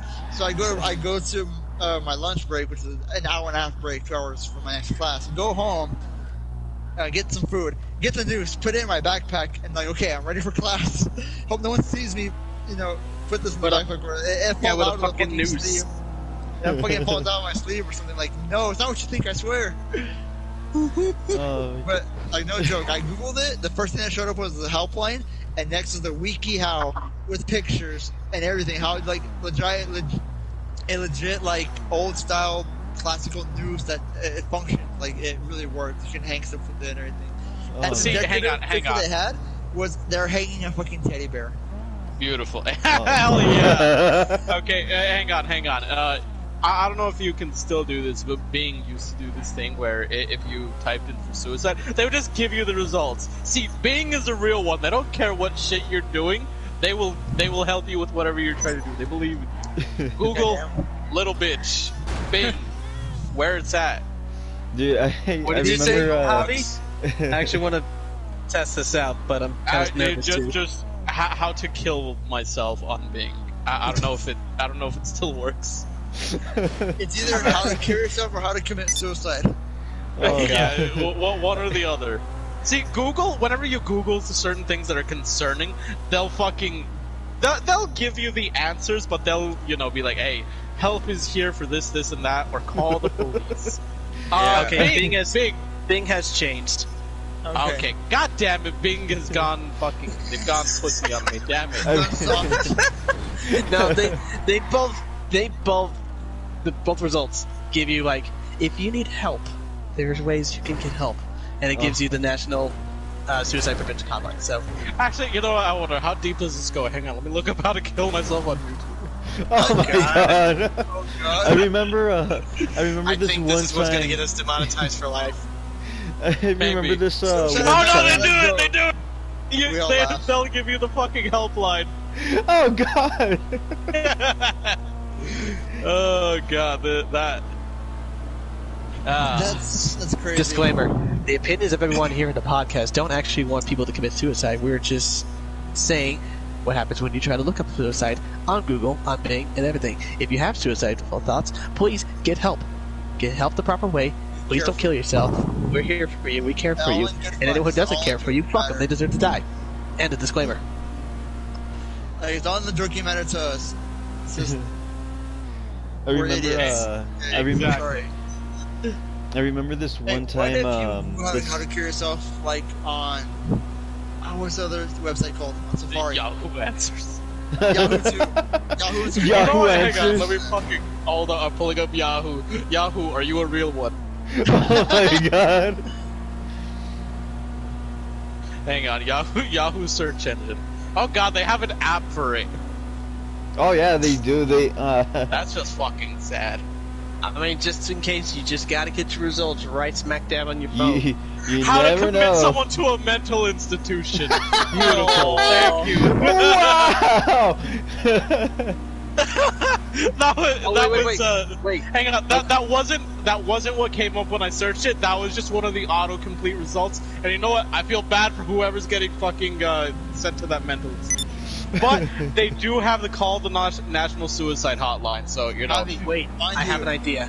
You just Googled how to kill yourself on 4 different platforms. If you get a phone call by your CIA, FBI guy, just be careful what you tell him. He's like, "Hey man, are you okay? Are you alright, man? Like, Hey, you all you there? know, man, You need to talk to me. You need a vent? Hey, Javi, try can we Ask go out for Jeeves. fucking Starbucks?" Can you get some ice cream? Yahoo, Ask Google, Ask Jeeves. YouTube, and Bing. What else is there? Safari, Internet Explorer, whatever the default one is. It's just ask.com. Okay. Ask.com. Oh god. Oh, they don't fucking do it. Ask.com doesn't do it? Yeah, that's what Ask Jeeves is now. Okay, Oh, so God. Jeeves apparently retired. The first one, the best ways to kill yourself. Emotionalmanagement.org. Oh god. Oh dude. So you know the song How to "Bullet" by kill Hollywood yourself. Top Undead? 10 easiest and cheapest methods. Cheapest and easiest. It's How a to kill blog yourself. spot. Someone made a blog. How to kill Oh yourself god. on a budget. So apparently Ask.com is the real one. Damn, ask. Damn. Oh my god! It fucking to my FBI agent. I'm doing okay. Don't call me. Please, Actually, whoever you is know what? watching this fucking stream, don't use ask.com. if you know what, FBI agent, if you want to hang out, you can call me. Anyway, good Whoever's watching this, lord, please that do was not take notes. true. Don't kill yourself. There's still games that are coming out, like Suicide Squad game, where you're gonna kill Superman. Don't kill yourself. Outlive your enemies. Yeah. That'll show those fuckers who's boss. Live to spite everyone who you hate. And then to their graves. Anyways, you fucking wholesome shit aside, we're fucking moving on. What do you call it? The next thing I've got. Next. Mulan and Disney bullshit. Yes, I know Disney I back know on this. their bullshit. Yeah, it fucking okay. So from what I understand, you pay a subscription fee for Disney Plus, Uh-huh. and then to watch Mulan on Disney Plus, you have to pay an extra $30. What the Yep. fuck? Yeah. And here's the thing. I don't know if this is you pay the $30 and you can watch it whenever you want, or you pay the $30 and you can only watch it one time. No, it's for Now- it's for like a few days. No, that's Okay. that's still bad because it's like if you're paying $30 for this movie, number one, who the fuck is paying $30 just for one fucking movie? Spend your money better. Spend your money better. But number two, I better fucking own that movie. I better have the fucking commentary, the soundtrack, all of that shit. You know what? I want a fucking autograph from Mulan, not the one from the fucking movie. The OG voice actor. Fucking get me that for that fucking $30. Cause fuck you, Disney. If you think I'm not gonna keep the movie afterwards. Okay. So actually, Absolute anger. so this is what happens. If you want to get Mulan, you do have to pay the $30, but they say that as long as you are subscribed to Disney Plus, you should be able to access it whenever you want. That's even worse. You still have to keep the subscription fee. We're moving into the digital age where you truly don't own things. This is horrible. Because that was the biggest argument. I think it was against the Google Stadia. That you didn't need a PC for it or anything like that. It was all just through cloud streaming the games. But the problem is, if it's all in the cloud, what's to keep them from being like, hey, yeah, we don't feel like letting you access your games anymore. It's like you don't truly own your things. I got someone in my stream saying that even if you got rid of your subscription, as long as it's assigned to your account, it should stay there. Shit. So is it kind of like with so on YouTube you can actually watch movies, either rent them or buy them. That's how I saw Justice League Dark Apocalypse War. I rented it on there, but I also own the second Guardians of the Galaxy movie and then one other one, but I can't remember. And I have YouTube Premium, but when my YouTube Premium ran out, I was still able to watch the two movies because I actually bought them. So is it like that? What is the other movie that I own? Oh, I bought... Fuck, I think I bought Infinity War.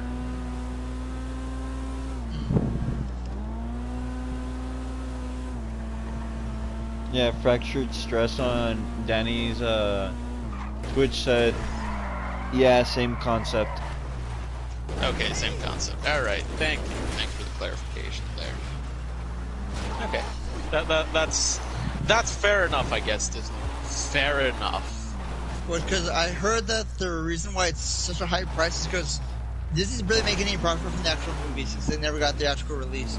It's just to help with all the actors and producers and directors get their pay from this.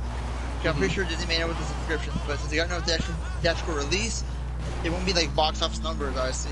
They can hope it can be enough for each actor to get paid, producers and all that made the movie themselves, and for them to get their money's worth from this. Not much as direct to Disney. I was gonna say, if anything, I imagine that, because they're not getting the theatrical release, so they're not getting those box office sales, but, I mean,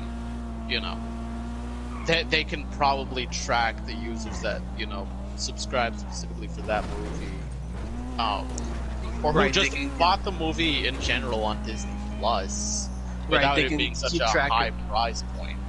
They can keep track of all the purchase, all the people who purchased it, and all the people who streamed it, viewed it. They can get all the viewing numbers. It's not like that, I don't think you can even fucking return anything on Disney Plus. Like, how the fuck you get a refund on that? So, And then we'll probably go back to your account. But, it's not like they're going to go into the negative because of that. I mean, I only imagine because, obviously, ticket prices, would be way more than subscriptions because everyone, I'm pretty sure, has Disney Plus, shares their account with the max number of people you can have on there, and then some. So maybe it's like what? Let's say 7 people per actual subscription, compared to, let's say, 7 individual, tickets for one showing, and so on. So I'm pretty sure the numbers would be a change as far as the profits would go.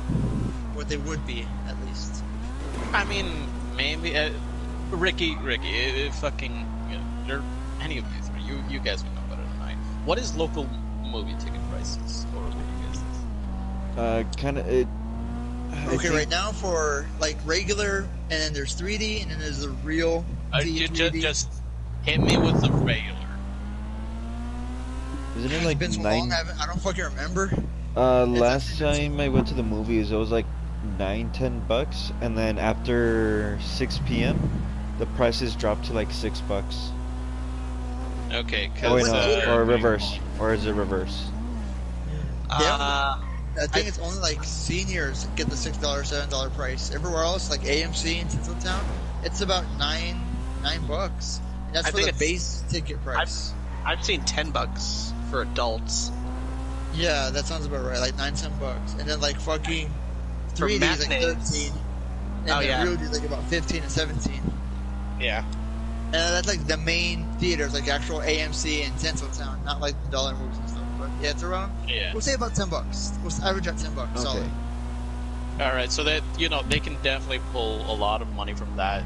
Even counting the percentage that the theater is probably going to take themselves. What do you call it? But they're still getting a theatrical release. They're just not getting it immediately because they did say like, oh, Mulan, we're still going to do a theatrical release on that. So it doesn't entirely make sense because they won't get the full experience of a theatrical release, but they're still getting one, and they're still going to be, because there's a very big difference between I watched this movie and I watched this movie in theaters. Like it's just going to the theater to see it. It's an experience that a lot of people want. Of Oh, course, like, that's what everyone misses now. The whole pandemic closed them all down. It's been a while since people gone, and it's So not, I not, think- not the same. I was gonna say, if anything, I feel like that would be, you know, when they come back and when they, you know, release the theatrical release of Mulan, I feel like, you know, they're gonna really crush those box office numbers, because it's not about whether people actually want to see the movie; they just want to actually have that experience to of the go theater. see a movie. Yeah. Even if it's something that they've seen already, it's just like, I just want to go out, man. True. Oh yeah. Let's I see mean, how Mulan's going to be though, because I know it's not the same one that everyone thought it was going to be. No musicals, no Mushu, no man. what's his face. What's his name? The romantic Chang. interest. Chang. Chang. Yeah. I mean, a lot was missing from what we would want it to be as far as our version or idea of live action Mulan, what we know the cartoon of. But it still looks badass. I mean, to be historically accurate and all that. So I'm curious to see it for sure. But I'm gonna have it on Disney Plus. I'll probably just keep it at that and wait till the movies die down, calm down a bit before I go check it out in theaters. At least as far as like, the foot traffic goes and the high ticket prices maybe. See, Yeah. I won't see it in theaters. I'll see it, Ricky. I'm gonna steal your fucking Disney Plus to see it. I'm probably gonna Didn't check it I out. send you my info already? See, the funny thing is, both you and my dad have sent me your infos, and guess what? Have I logged into either? Hell no. I still haven't finished Mandalorian. God What? damn it, Javi. Need to get on that shit, man. Yeah, man. Season 2's coming out soon. I'd have to download Disney Plus on the phone. It's not a lot. Don't you have a laptop, my good sir? Whenever I get on the laptop, I'm drawing God damn it. or playing D&D. I never loaded up for anything else except for maybe to read people's palms. By the way, because I'm reading palms, now it's spread around in a server that I have a hand fetish. This is bullshit. Also, Weishi, if you ever come to the stream, I'll reveal that you have a fucking foot fetish. Kiko, you're not alone. Kiko, I'm not even surprised nor disappointed. What? Anyways, moving on. Wait, what? Moving on. God damn it. Let's move on. Let's move on. Next topic. Similar to last week, my final thing for the night is I am going to bring you guys a moral quandary. Okay. Now, last week we had, basically two religious zealots going against each other. But in the case of one, it was an innocent town with one religious zealot, and a group of religious zealots were going to burn down the town.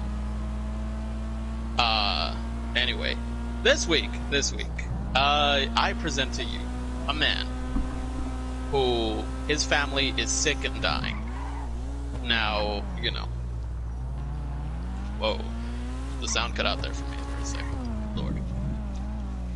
I'm gonna get kidnapped. My FBI agent, he's contacting me. Please. Javi, don't go. Quick, Please. get this moral quandary Stop. out before you gotta go. Starbucks isn't even open. We can't go right now. Anyways. So, what do you call it? This man, dying family. It's a sickness. There's no one who practices any kind of medicine that's good enough to help out his family. And he lives in a place where there's magic, just left and right. And so, you know, there's a darker magic of necromancy that he taps into to try to become powerful enough to either bring in a doctor who can, you know, fix them, or to, if should they die, bring them back himself. Now, necromancy is a very give and take type deal. Oh.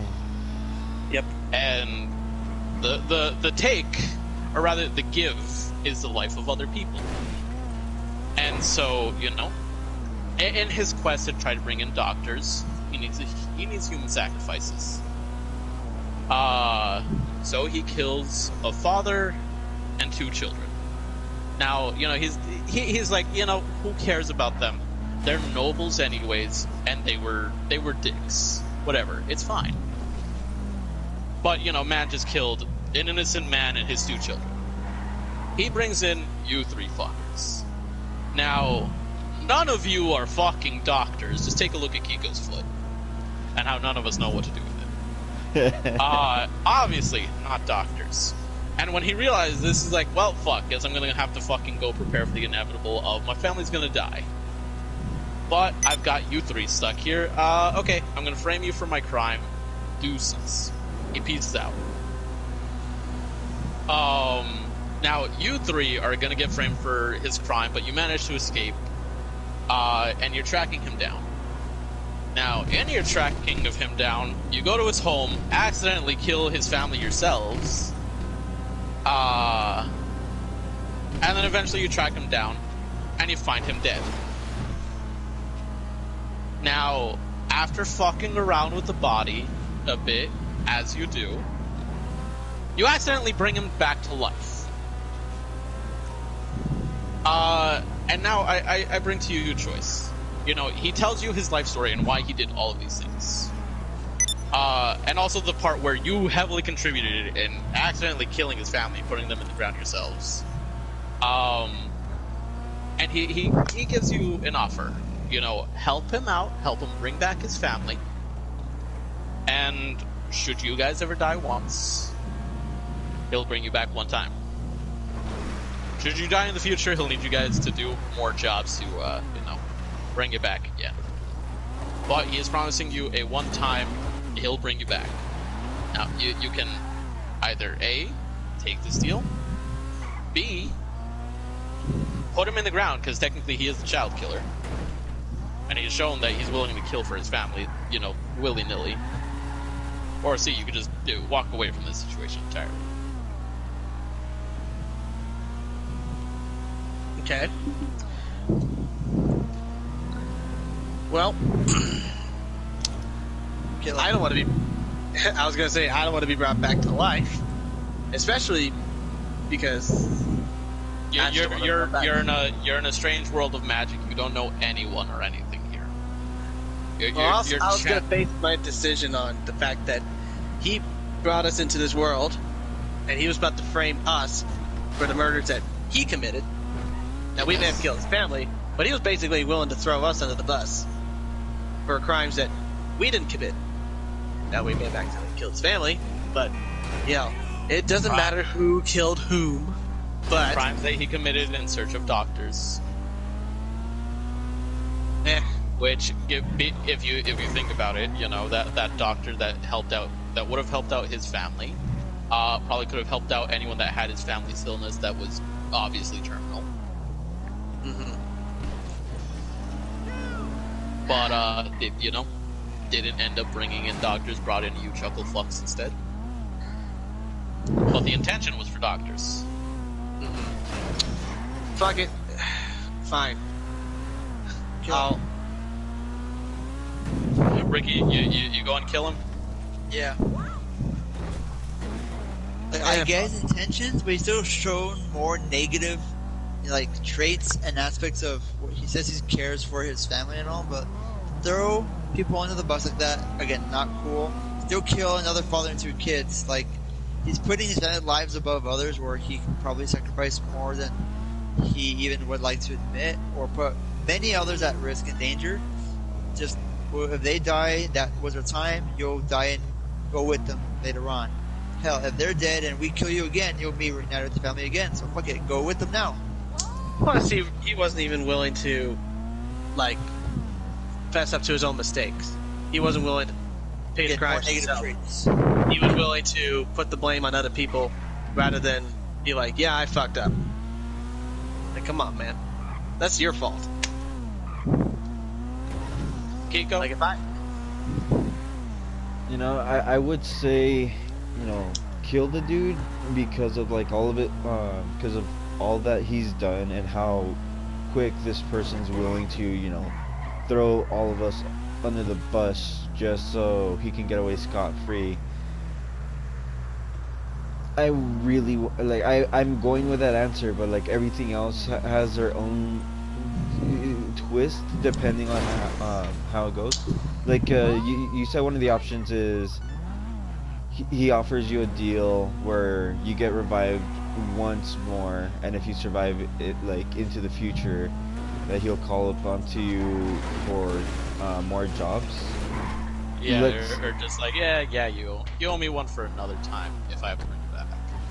Because you have to keep in mind, should you help him, bring his family back, he is still, well, actually, technically, no, he's not a wanted man because people think he's dead. You just brought him back to life on accident. Also, if you think about it, you know, technically he did pay for his crimes already because he died. Coming back was not in his plans.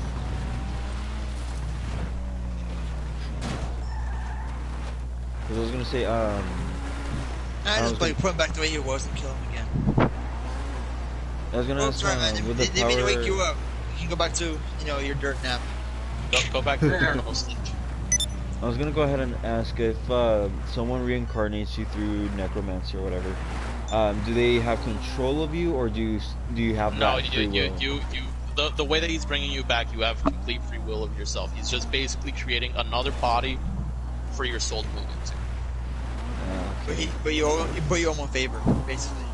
Well, I mean, if you die a second time, I mean, to be fair, if you're gonna die more than once, listen, really, reconsider. Don't live. Like, you know. But the first time, it's just like, yeah, help me bring back my family.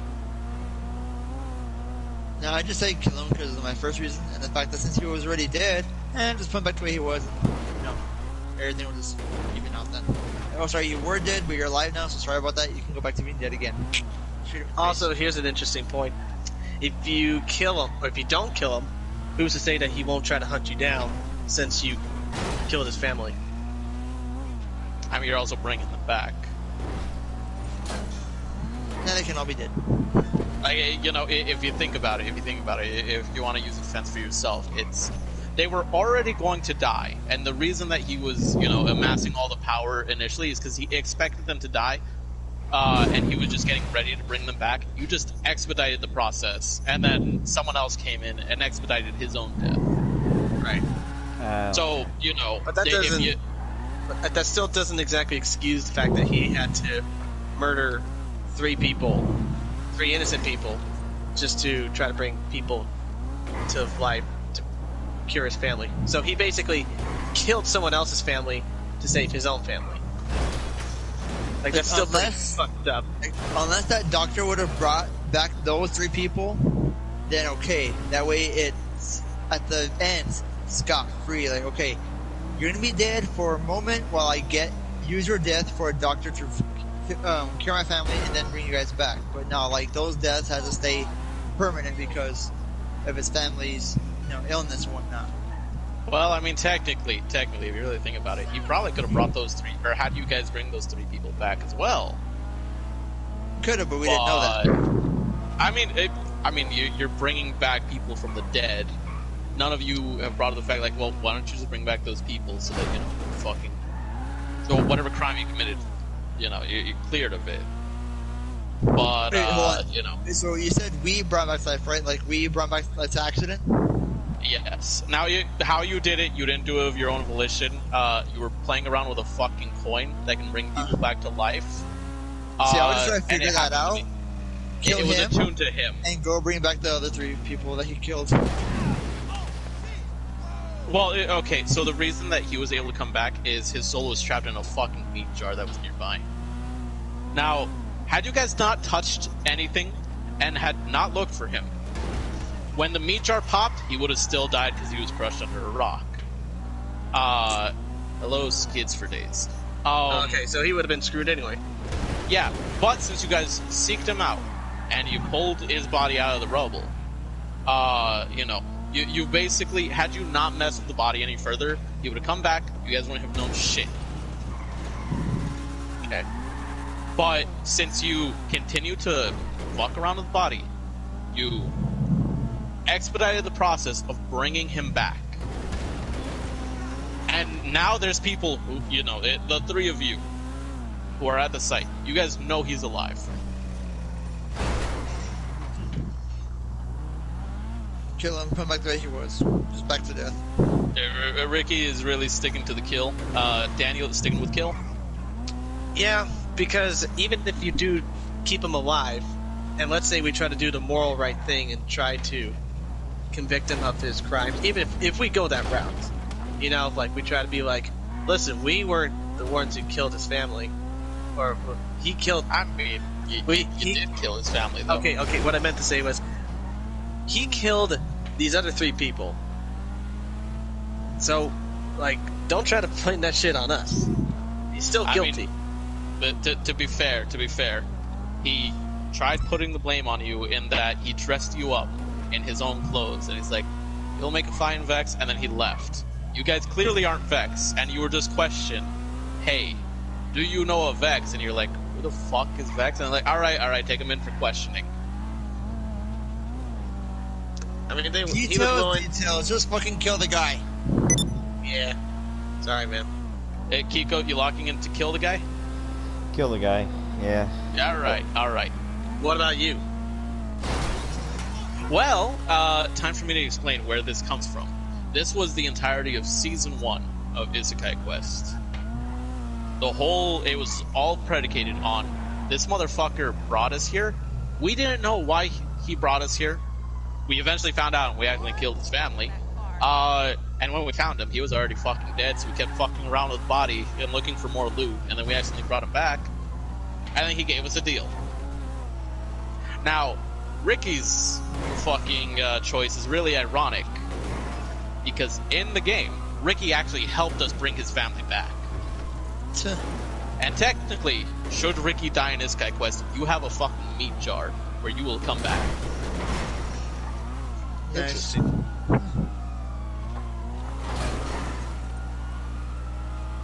So that is basically the source of it. I was like, fuck it, coming back from potential death. Well, when there's dragons and shit around and I have no other way home, sure, why the fuck not? Let's do it, buddy. We're living in a society where there's magical bullshit, a thieves guild that have assassins. Yeah, Did the car break? Yep. Damn. Rest in peace, Ricer. And I still stand by that decision of, yeah, you bring him back. I didn't feel guilty about accidentally killing his family, but what do you call it? I was like, yeah, I mean, were I in his shoes, I can't say that I would have done any different. To the chopper. To the chopper. Because it's basically I took a psychology class once where they were like, okay, so this man, his wife has cancer, and this company, they have a for sure cure for cancer in the form of an injection. Now it costs $1 million. What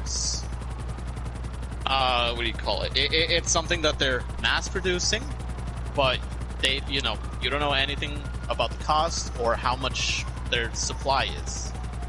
And your wife is dying of cancer. And so you're like, hey, can we at least do a payment plan? And because she's gonna kind of die by the time I get all this money together. And no, we need the money up front. You got to get us that $1 million up front. And you're like, oh, okay, I know where this is going. It's one of those. Okay. And so you go, you steal the fucking the magical cure to save your wife, and it's basically the question of, are you in the right?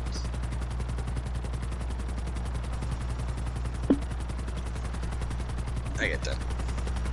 Oh man, this is a question that my psychology teacher actually asked us. There's arguments for both sides that, is this morally right? Are you right? Yes. Are you wrong? Yes. There's ways you can defend either side. But I want you guys to answer right now. You don't have to make any kind of argument. I just want a yes or no answer. Is it right to steal this life-saving medicine? The cure is already being mass-produced? It is going to be mass-produced. Going to be, so that's the one in existence. It could be. You don't know. But you just said to be mass produced, as if it's already been made, or it's like the one vital like template to make the rest. I mean, here's the thing. Maybe it can be mass produced. Maybe it's something that they can only make a certain limited quantity because it relies on, you know, certain things that are a limited quantity that they only have so much supplies of, or that they can only get so much at a certain time. These are things that you don't know. Hell, But you they know, give us the price to buy the one. they give you the price of, yeah, you want it, this is the price. This is the price that we're going to charge everyone. This is the price. Well, I'm assuming that if it's for sale like that, at that high, it must be like high value. But again, it's enough to be like a sale item. So I don't think it's like this is the one existence kind of thing at the moment. Like, okay, that means you guys have backstock of the rest back there because of what it is exactly, a very rare cure for cancer thing. Which they try to justify the price of it being $1 million. Okay, so Ricky, are you in the right? I'm in my own right, I would say. Daniel? Yes or no? If I'm stealing the money for the cure? No, you're stealing the cure. The cure. Oh, I thought you're stealing money for the cure. You're gonna just steal the fucking cure itself. See, that's a hard one because you would care about your wife and you would want her to live, but you could potentially save one person and get the cure to cancer for one person, rather than there's a possibility to be mass produced, and you can eliminate the whole line of cancer for the rest of all eternity. Let's say that they do have a stock of it. Let's say. But, you know, maybe it's limited, maybe they have an endless supply. You don't know, you just know that they have some. I mean, if they have more than one, am I in the wrong? Yeah, but if there's more than one... Are you right? Call me selfish, but yes, I am stealing a cure for cancer for my wife, who I love very much, and I would give my life for her life. Kiko, are you in the right? In my view, yes, because I feel like I'm doing the right thing, even though in other point of views it's wrong. So to me, yes. Okay, now let me put forth, you know, a different perspective. You know, actually, I have someone bring up something else to this, but I want to hear your story first. I was gonna say, you know, you guys have stolen this for your wife, you know, to save a life. I mean, obviously you couldn't afford it. You did what you had to ensure her survival. But what if that was gonna go to someone else's wife, or what if it was gonna go to someone's kid? What if it is that limited quantity? You know, why does your wife's life matter more than someone else's? Or think about this. And this is actually brought up in my stream. What if your wife actually doesn't want to live, and you stole the cure for cancer, and you're like, "What the fuck? I actually want to die. Why'd you do this?" Exactly. Well, here's and now you got to face the fact that you just stole a cure for cancer for someone who actually doesn't want to live. I know, they're super depressed. They were looking up on fucking ask.com, like, all right, how do I do it? The cancer will do it. Cool, easy. They realized that their entire marriage with you was just a giant waste of time, and this is the only way out without having to go through the messy proceedings of a divorce. God damn, that is just really terrible. But it's one of those things. It's one of those things that could actually be possible. It is, and that's fucking sad. Anyway, here's another thing. So, you know, as I've established, you three chuckle fucks are not doctors. What if, you know, when you administer the fucking, the magical cure, you three aren't fucking doctors. You don't know whether it's something that has to be taken in doses or it's all in one go. Fucking where do you inject it? You just fucking stab a bitch, and guess what? You know, you killed her. You just streamline that shit within her veins. Yeah. You know, are you still in the right? Because, you know, not only did you steal it, well, your wife's still fucking dead. Well, obviously, You I know would what? ask about the actual product itself before I steal it. Like, Well, they're why not is gonna this tell you high how in to price? fucking use it. They're like, yeah, we're gonna fucking administer it. Well, I would base that around like why it's so fucking high in price. Like, what's it made out of? What's it gonna be? And why is it like so special to administer a certain way if it's so high in price? People can just like maybe makeshift pills and things like that to make it easier on them. But something this high of a price for one thing, I would ask questions all around about that, like including Well, I how mean, to take this it, is how the to. this is the situation that you found yourself in, and what do you call it? They're like, hey, what you know, are you gonna buy it or not? There's another thing that was actually brought up. Like, okay, then my What if- question to you is like, what's the vital? Is it a pill? Is it a needle? Is it like actually like a little fucking gummy bear? Like a fucking Flintstones vitamin? Or what is this? Like, what is the actual thing that we're holding?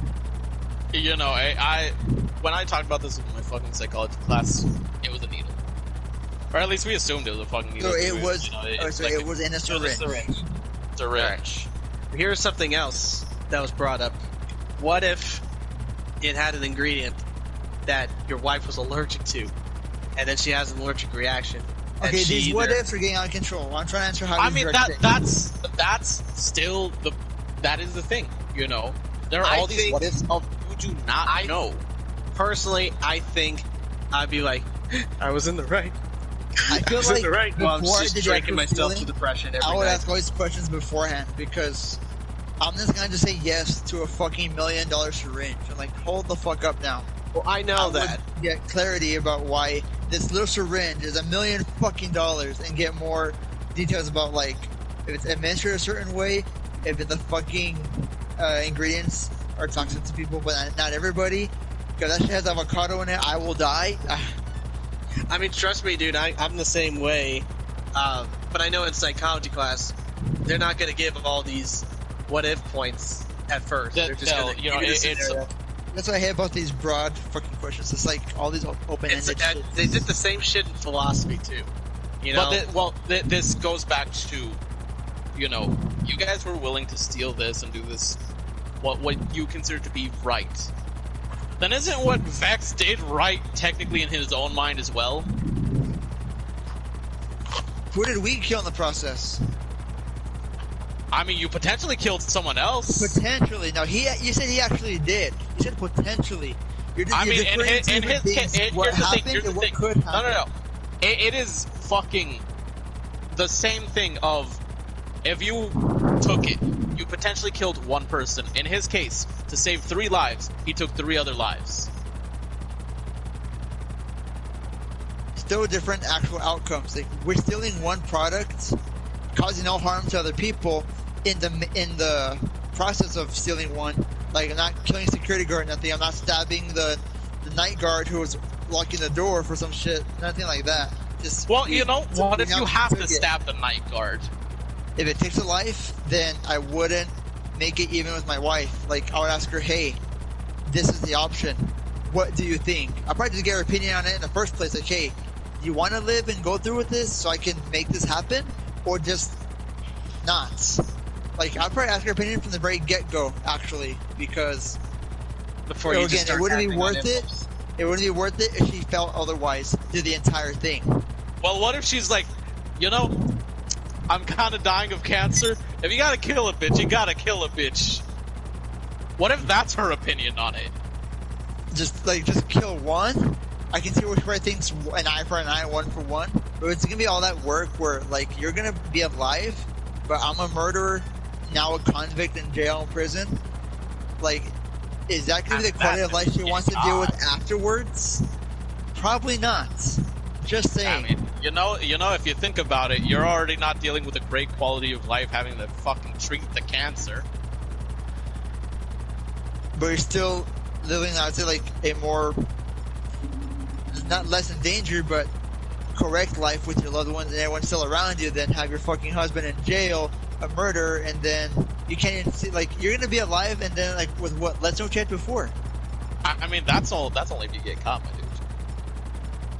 Again, like, with the process of having, I'm guessing, $1 million syringe protected is gonna be very high risk to steal.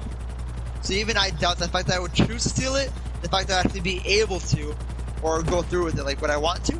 Sure. For my wife, I would want to. Am I able to? Probably the fuck not. I mean, hey, stranger things have happened. There was a dude who paid for a fucking Porsche with a fucking check that he printed at home. I feel like I'd just be better off making a GoFundMe for the fucking syringe and buy it legally.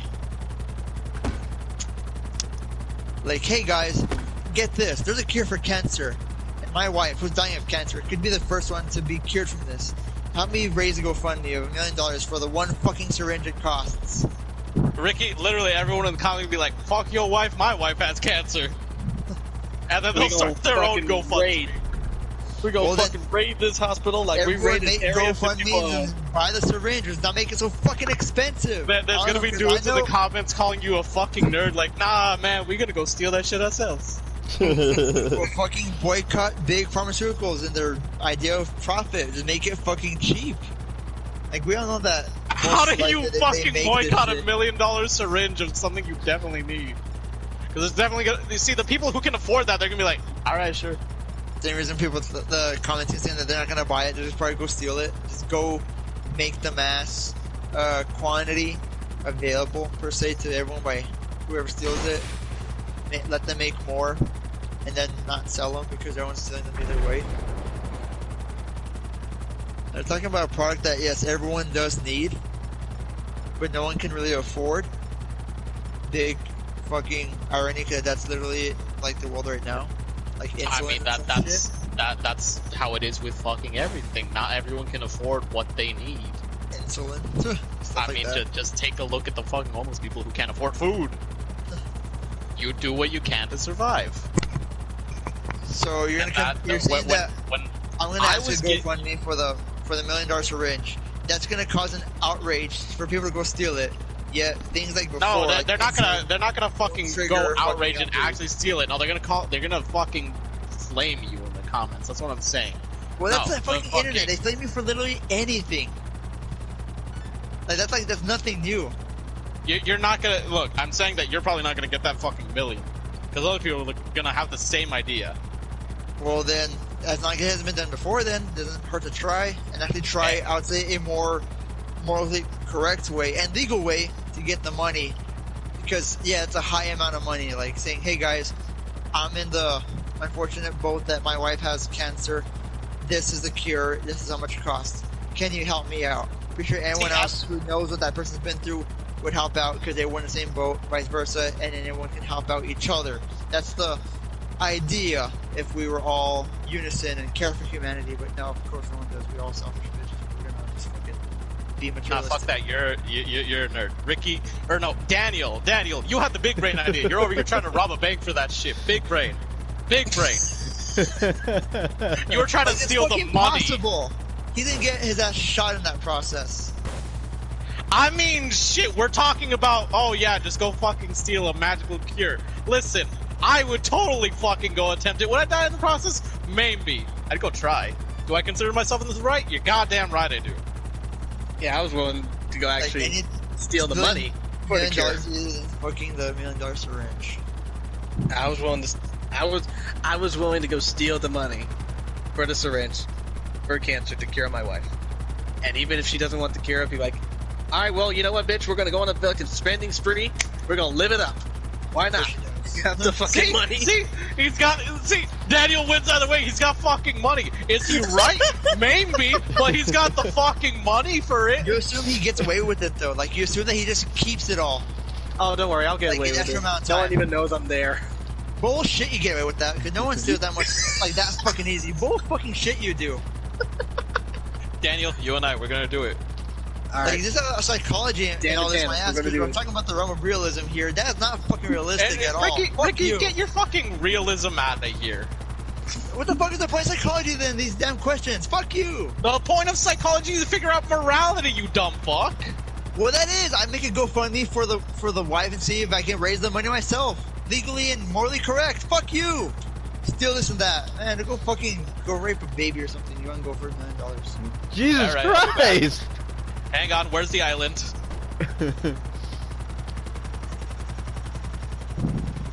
like that. We lost a One of man. the most morally correct, man. Fuck you. Man, you say that. I know you'd kill something for a fucking dog. Fucking wannabe John Wick ass. Kill something for a dog or kill something in defense of the dog. Difference. You know what? Kill someone in defense of the dog. Like an abuser? Oh, sure, no problem. Hell, you know what? I could see you killing multiple people for it. I mean, I know what line I can cross as far as what I can get away with, and multiple people is really stretching it. An abuser? Sure. Neglect? Sure. You know, people who just flat out sell them and breed them and been doing it for a while, like a known convict of that? Sure. Why not? Same thing I do for someone is a wife beater. If that's Someone the I case, know Ricky, then is no, a you child and I- molester, if you're a rapist, you're going to be in my black book. Rick is something killing that you people. go down. That's immoral. you going down, some bitch. Either way, this was a good time. I've run out of topics for now. If you guys have any last ones that you'd like to bring up before I end the podcast. I'd like to acknowledge that whenever Kiko talks serious, we all butcher him. Either way. I'd like to point out that Kiko has, he has said very little for the serious talk, and I'm pretty sure he's just been thinking about the fucking morality of everything and all the points that have been brought up. Well, The only other thing... go ahead. no, you go ahead. Sorry, I'm me. Now, the only thing I really got was, I finally played, Origami King, the new Paper Mario game. Javi, I have a question for you. What's up? Since I know you like Taco Bell. Hey, if you're gonna bring up that they're taking off a lot of menu items, No, not that. No. Something a bit more wholesome. Have you tried the grilled cheese burrito? No, I haven't. I haven't been talking. It is godly, dude. You should try it. I recommend it. It's pretty good, actually. You know what? And, like, I'll dude, order we Taco Bell. love cheese. We love cheese. That is a burrito for you. You know, I have a love-hate relationship with the fucking cheese from Taco Bell, because, I mean, they've got, like, the shredded cheese, that's pretty good, and then they have, That's what it is. It's a shredded cheese. shit, see, I was gonna say, the cheese that they use in, like, the fucking Crunch Wrap, yeah, I love the Crunch Wrap, don't get me wrong, but, like, the cheese that they use is, like, the fucking, it kind of feels like it's canned cheese, I'm not gonna That lie. cheese sauce that they have for the nacho Yeah, fries. the cheese sauce.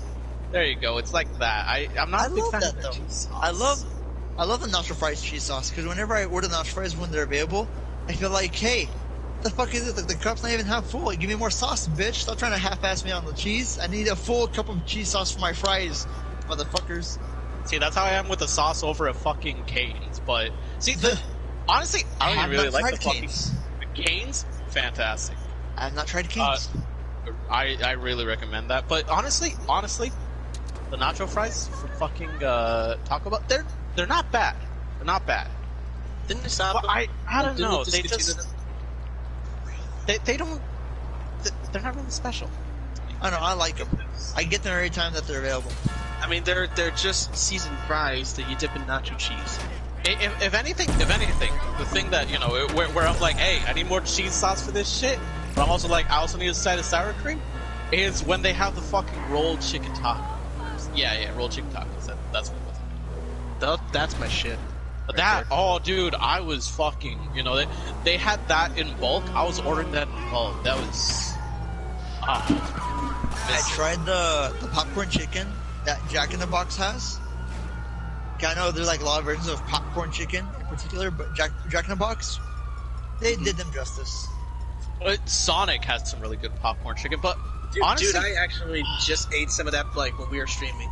That's what I was fucking eating. I Sonic or haven't Jack in the had Box? Jack in the Box in a hot minute. Wait, What do you call it? restaurant It's did Which one? you- Which Sonic or restaurant? Jack in the Box. Sonic? Which did you have? No, I had Sonic Oh, okay. because they barely close at midnight in Yeah. El Paso, and I went to the one that was like closest to my house, so I was able to get the sauced ones, the ones that's like coated in the sauce. Ooh, nice. I know, dude. Honestly, I prefer when they're coated with the sauce, not when you have to dip when they're coated. So much better. I don't know. There's something I like about just dipping things. Like, you know what? This is a good question. You guys, fries and ketchup. Do you coat the fries or do you dip the fries? Dip 'em. I dip them. Okay. I coat 'em. Okay. I was only saying that for Sonic because after dipping them, it's like, I don't know, the taste of the chicken is different than when it's coated. It just blends in better with the chicken meat when it's coated. No, the fries, I dip them because I'll grab more fries, or for the fact that I'm trying to have a cleaner plate, but I'll have more ketchup in one area with my little handful of fries than as if it was just spread around a few fries. See, that's the other thing, you know, Ricky, you're saying about clean plate. I feel like it's cleaner hands if you dip it. That too. Like, that's always the issue I've had with eating any, like, finger foods, is just, you know, like, I love eating, like, chips and Cheetos and shit, but it's just, you know, messy hands, man. It's a pain in the ass. Especially if I want to play some video games while eating Cheetos, it can't be done. Okay, I know for at least the majority of my fry eating experience, like, I don't eat one individual fry. I get, like, 3 or 4 at a time. Yeah. I get like And I will dip. Exactly. I will dip that handful in the ketchup and eat all those 4 fries at once. So I want more ketchup per fry in that dip than as if it would be just spread out across the sheet and have maybe like some without, some with little, some with a lot. Like, no, I want to control and have what I want in that dip of fries with my handful, you know? You know another thing that I dipped once? I dipped a burger in some ketchup. I've done that. Yeah, honestly, you know, I feel like it. Like, oh god, I need to The do that restaurants more. that have the ketchup in the actual dippable packets, like Whataburger does, like Chick-fil-A does, I prefer the dippable packets than the squeeze ones, like McDonald's and stuff. Yeah, I think I do just that. get more ketchup that way, and more I can put with my meal. Yeah, you know, because with the squeeze one, you have to put effort into that. Meanwhile, with the other thing, it's just open and it's ready. Like, I've seen a couple times where squeeze ones will, you know, will pop in your face, or you mess up your shirt, or it's just like, yeah, it's more work, and just I want to open it and just dip in my food and eat it, you know? Oh man, I just had a flashback to my fucking sliced peaches earlier. Okay, what's your go-to sauce for McDonald's nuggets? Okay, now this one, Even that, I hate. I don't really care for the barbecue sauce. I'm torn between 2 on this: Okay. the honey mustard and the sweet and sour. Interesting. I used to be a real hardcore barbecue guy. Ricky, you Same. know, I only Yeah. got barbecue. But Before it was know. barbecue, for the longest time when I was, like, I'd say before the age of 10. Jasmine it's says been honey very mustard. like. That's the one she prefers. See, Jasmine, woman of culture, right there. But like, it's been within the last 2 years that I've really been, you know, whenever I get, you know, chicken nuggets from anywhere, I'll go for, you know, either the sweet and sour or the honey mustard. It all depends on like what, or if not both.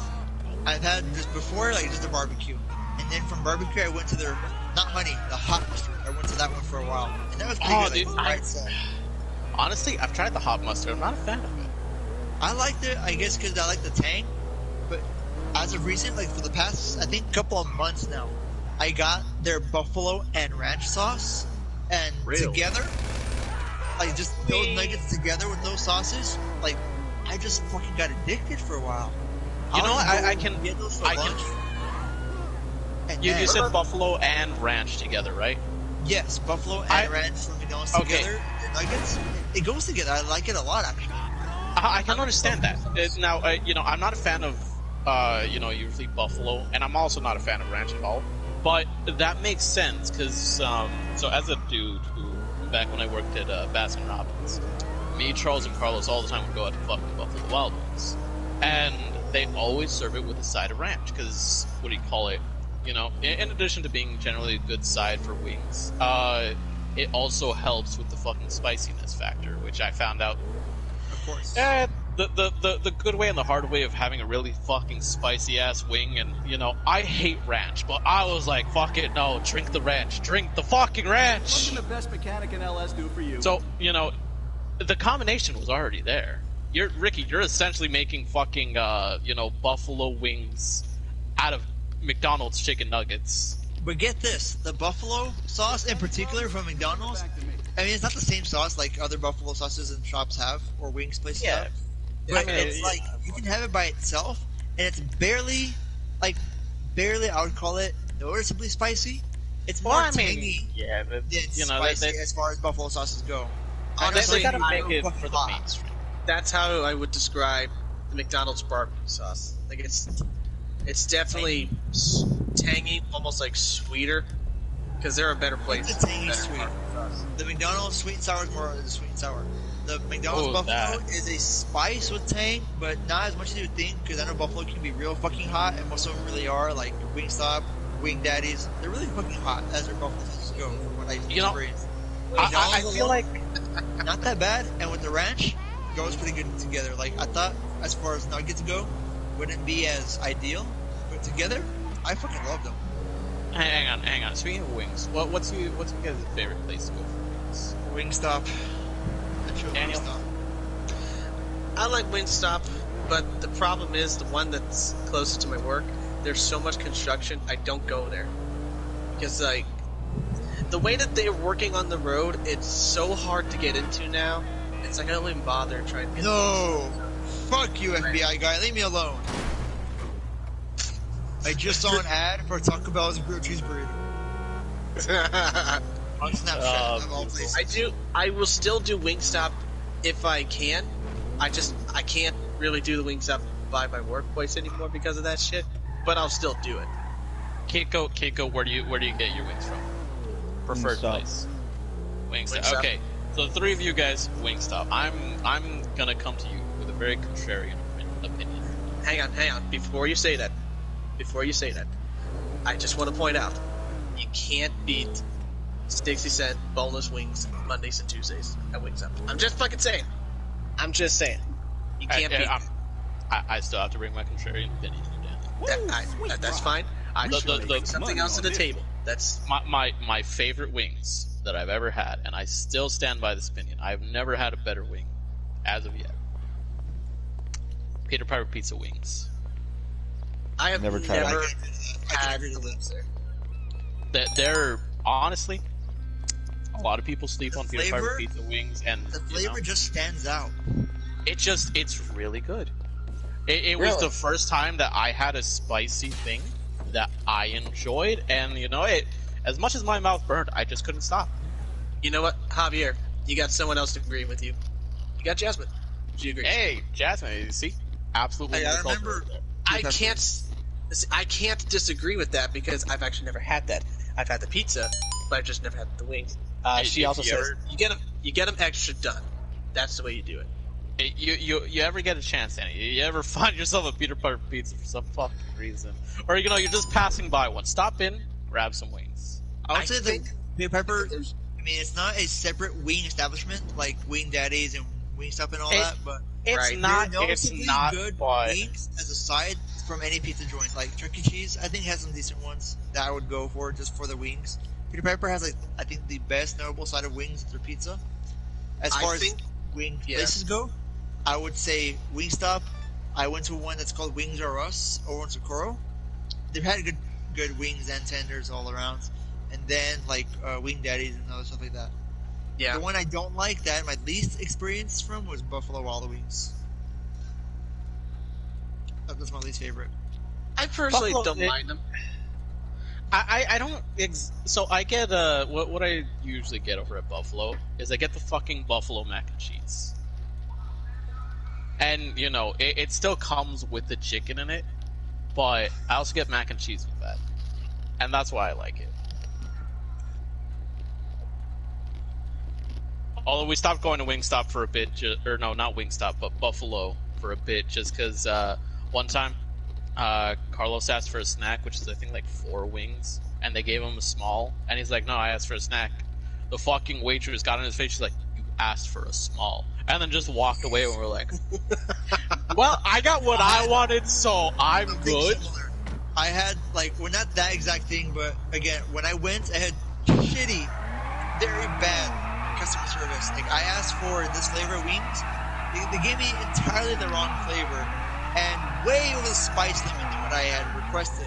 Like, this is not mild buffalo. This is like fucking extreme hot habanero double, triple fucking spice on the Scoville scale, whatever. Like, what the fuck? Yeah. Like, it was the wrong order in every way. So, like, no, I'm not gonna go back there for a while. No, I remember one of the other times that we went, me and all my coworkers, we fucking went after going to Dave & Buster's, and it was like 1 in the morning, so like an hour before they close, and that was the worst customer service we ever had, because they actually took an hour to prepare our food. Our food was cold, and I got for my shit, I got the Asian Zing sauce this time. That shit was not Asian Zing sauce. And again, Ricky, it was the exact same thing that happened with you. It was fucking way too spicy. I don't know if it just had time to fucking really marinate in the chicken, where it just hit a lot harder. Because I've noticed that when you have spicy things that are cold, it's fucking a lot worse than when it's fresh. And then afterwards, there was a fucking fight that broke out, in front of the fucking buffalo. And it's like, what exactly happened? Okay, so, that's the thing. I don't fucking know. Because we were still inside eating our food after they were closed. And, we were almost done. We were, like, already gonna get the checks, and then just suddenly there's, like, a crowd of people in front of the store. And I'm like, well, that looks like there's a fight that might start. We have a child with us, and we have to get past that to get to our cars. Here's my card for mine. I'll be back. I went to go take a look, and one of my coworkers was like, no, come back. You're going to do something stupid. And I'm like, no, it's fine. The police ended up showing up and breaking up the fight before anything major happened. Dang. And then the thing is, you had a chance to check it out. Well, I saw like some chick get pushed by another chick, and then two dudes getting in each other's faces, and then police passed by, lit up the sirens, everyone fucking dispersed, and my girl was like, come on, we have to go back, we have to pay. And I'm like, I left you guys my card, don't pretend that this is about paying, shut the fuck up. And then the thing that really got me about this story is, I'll admit, I didn't do jack shit, but I at least got up myself to go check it out. My coworker, who went after me, told a story of how he was the one who bravely ran in and stopped a girl from getting beat up. Wow, what kind of bullshit is that? And I was like, as my boss was telling me the story, I'm like, really now? Is that what happened? Wild.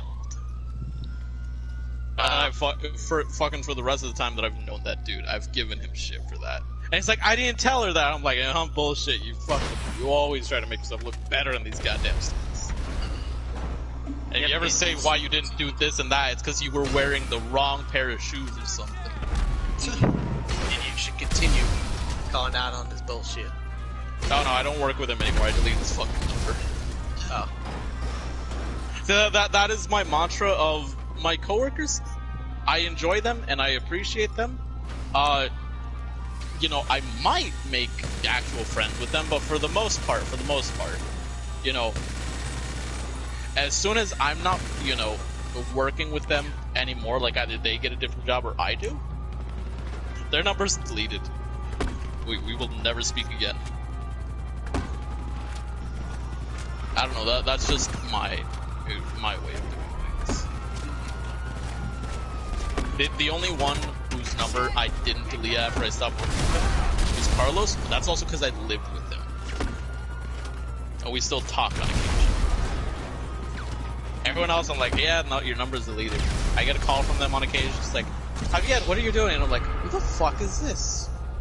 It's this person. How'd you get my number? What do you mean? I saved your number. I'm like, oh, I deleted yours. We stopped working together yesterday. I'm like, I know, huh? What do you want? Where's this person at? I don't hang out with that person. Okay, here's an interesting question. Okay. So someone, a number texts your phone. Like, hey, how's it been? Like, obviously they know you, they remember you. But you're just getting a random number on your phone. Like, how you been? Good, and you? Great, how's so-and-so? Good. Okay, So when they mentioned they mentioned a so-and-so that I do know. Yes, but again, it's like a vague, a vague circle of people that it could be anybody. Like, my question is, how do you try to decipher who this person is? Like, without being offensive and saying, "Hey, who the fuck are you?" or "What's your name?" How would you try to find out who's texting you?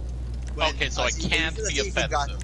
Yeah, like you got to be nice. Like you forgot their number, or you forgot the person, but they're trying to be like, "Hey, so how you been since so and so?" Or how's life? Like, good. You try to beat around the bush and try to figure out who that person is. What is your method? New phone, who this? It's been so long. When was the last time I saw you? I mean, I still feel like you may not be able to get a sufficient answer with that. Well, they'll either list a time or a time frame, and you'll slowly dial it in from there. Narrow it down, like an advantage or something. Like if they're like, "Oh, I saw you at at this bar," or "I saw you just at Walmart." Now if they're like, "Oh, I saw you at Walmart." We talk at Walmart? Nah, I just saw you. You didn't say hi. All right. Wait, when was the last time that we actually talked? I like Jasmine's response. She says, "Send me a new pic. I miss your face." That's a bold answer. Girls can get away with that. Yeah, see, girls can get away with that. Girls can get away with that. For guys, you can't get away with that. Especially for me. Shut up, Kiko. Hey, Kiko, it's probably fucking one of your baby mamas. Hey man, who knows? At this point, I just reply stopped. reply with a dick pic and see what they respond as. No, did you know I can actually go to jail just for doing an unsolicited dick pic? Yep. Yes. I feel like we talked about that one. Yeah, so why am I gonna do something that's gonna cost me my fucking livelihood? To be fair, Kiko, to be fair, given your track record of people, the type of people that you tend to know, the likelihood that it is unsolicited, but would it be unenjoyed? Or would it be, taken, unless it's like your ex-wife, and I mean, to be fair, I understand that, but, in all other potential contexts, would it be like, I didn't want this, maybe I don't enjoy, but I'm not going to take you to court over it. I feel like it would be more of that. Yeah, no, that's never gonna happen unless if it's like someone that I am really familiar with to the extent where it's just like, hey, you can get away with doing this just because we're that like okay with each other. But if it was if it was the entire, if it's like Ricky and he's like, the fuck? Yeah, then that's when it's Fuck. He's like, alright, never fucking talking to Kiko ever again. No. I'm sorry, Ricky. That's one way to cut the tie. But I tell you what, though, that's going to be one hell of a story, though. Like, I'm going to get Kiko back in the worst way possible. Then he wouldn't even know it. How? Like, I'll get his phone. I'll say, like, let's say he has a girlfriend. I know the girlfriend's just general name or contact info. I'll switch his girlfriend and his mom's number or name. Oh, God. No. If you're gonna do that, you also have to fucking delete the previous message history so you can't fucking tell. Yeah, well, clean slate. He's gonna be texting his mom, who is actually his girlfriend, and vice versa. So his mom will have the girlfriend's name, girlfriend will have the mom's name. And then just let that go down. Kiko, man's got you there, man. Joke's on you. I memorized my mom's phone number. The names change you, and you're not gonna see that. You're just gonna see mom. Hang on, I mean, depending on how, what type of phone do you... Wait, Kiko, you have an iPhone. Yeah.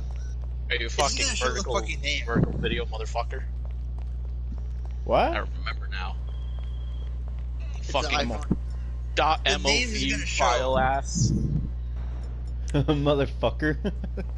It's just gonna show the name. So whatever his mom's name is under the contact will be switched to his girlfriend's number, and they won't know because only the actual ID, hence the name shows, not the actual number. The only thing that Kiko might have is if what do you call it? Kiko, you wouldn't think to check the fucking that you're texting the right number. If anything, I do. is if what do you call it? if your mom or your girlfriend, one of them has an iPhone and the other doesn't. Because then one will come up in blue and the other will come up in green, and you'll be like, wait, something's Right, off. one will come up as an iPhone message, and one will come up as a text message. So you'll know if that's the case. Exactly. Then you'll know. I feel like it's subtle, but you won't notice right away. Maybe like halfway through, like the screen seems off. Why is it blue, not green? Or why is it green, not blue? Why is my mom texting me in English, not in Spanish? When the fuck did she learn English? Is this If even that's my the mother? case and you notice that late, then that's all on him then. I mean, to be fair, that makes Ricky, how good are you in Spanish? My Spanish on text? Flawless. No, in conversation. Oh, Remember, we're supposed to do a podcast with Kiko's family. moderate. Alright, Kiko, does your father understand English? Moderate to severe Crohn's disease. My dad's Maybe the worst liable person that you would for, speak to. What was that? My dad's the worst person you'd speak to. You'd ask him one question and he'll give you a fucking story. And it doesn't even answer the question. Which language is it gonna be in? English. Okay, that's what fucking good. That's good Yeah, enough, but Kiko. I'm going ahead and warning you now. The moment you even ask him a fucking question, the outcome is it's me, but in fucking older. See, but he probably won't add in a whole bunch of other unnecessary words. Oh no, trust me, he does that too. I think that's where Oh Hugh gets god, it's a genetic thing. No, I just picked it up. You might just grew up with it, that's why. No, God, I got him so used to staying at home with him that I picked up the fucking habits and I got pissed You off. grew up with it, that's why. No, I didn't grow up with it. I didn't grow up with it when I was younger. No, I started picking it up at a very late age. And You still live with them. You still grew up with them. It's nothing grow up from the age of 1. You grew up with it at a point in your life. Like, it was part of your regular home routine lifestyle. You grew up with it. Doesn't matter how late in age Sometimes it I blow out is. my brains just to forget that I picked it up. You can grow up with something starting like at age fucking 18 and still grow up with it because it's still like that part throughout your life. Me and Javi grew up with our grandma half the time because we're always at our house. That's one. But we still, later on, grew up like at age 15 and up with our own families at different houses. Javi grew up through multiple houses because he moved a lot. That hasn't changed. That makes me sad. I had Javi's a an orphan? conversation. We switched houses a lot. And okay. we actually, what do you call it? I had a conversation with my mom the other day, and she's like, Neil, why are you so opposed to moving? I'm like, look, Mom, I'm gonna be real with you. This apartment, it's the most stable thing I've had over the course of the past 5 years. Student housing, I had 4 different sets of roommates. This is the most permanent housing I've had in a while. I do not want to live my life in boxes, okay? I need this. Let me have this. I understand that for sure. At least the boxes that are around me here are Amazon boxes of packages that I get. True. Like, for the longest time when I was living in student housing, I had the issue of I never wanted to unpack too many boxes, because within, 6 months to a year, I'm going to have a new set of roommates. And if I'm lucky, they'll get moved into my apartment. If I'm not lucky, well, shit, I'm going to have to move into theirs. Makes sense. I can see that logic. And now, fucking officially, the only box I have left is the box full of fucking old comics and Game Informer magazines that my PS3 is also in. But to be fair, when was the last time I touched the PS3? True. Storage It's okay, now. buddy. One of these days, we're gonna break you out for some Black Ops 2 for good time's sake. I can talk in Spanish through text a lot more, I'd say, formal and clearer than I would ever in person vocally. I butchered that language. I can the words that I know I can speak very well. The words that I don't know, I lack the vocabulary. Like, I know what you're saying. I understand more than I speak. The same, dude. We're the fucking same. Like, if they're telling me something, I can understand, and I will use hand gestures to answer the questions. Which, it didn't help me when there was, I was at the gas station. Sí, aquí no. Sí, aquí no. Yo no soy un pendeja. I love Gabriel Iglesias. Love you, Fluffy. It's okay, Fluffy. We're not laughing at you. But no, so I was at the gas station. Like they'll send us cake. Hey, hell no, they're fucking. If anything, if we ever became popular, I'm more concerned that they're gonna fucking send us sex toys because of Kiko. Send me 10 patty burgers from like each of your restaurants except In-N-Out. That's true. You know what? We're gonna get a lot of fucking food. But Ricky, I feel like you're gonna be concerned about someone who will have watched the podcast and will have poisoned it just for the fucking meat. Or they'll undercook if it's it. a chicken sandwich, I'm not eating chicken. Oh my god. I avoid chicken except chicken nuggets. But what if the chicken nuggets are someone sends undercooked? me fast food that's poisoned, and they have properly poisoned me. Unlike Kiko who explains it by just feeding me raw fucking chicken. They're fucking bioterror. I mean, technically, they would have fucking done it correctly and gotten me like, oh, you got me good. I got it. You're like, damn it. Now who's gonna do the Sim sermons? Right. After only one, I died.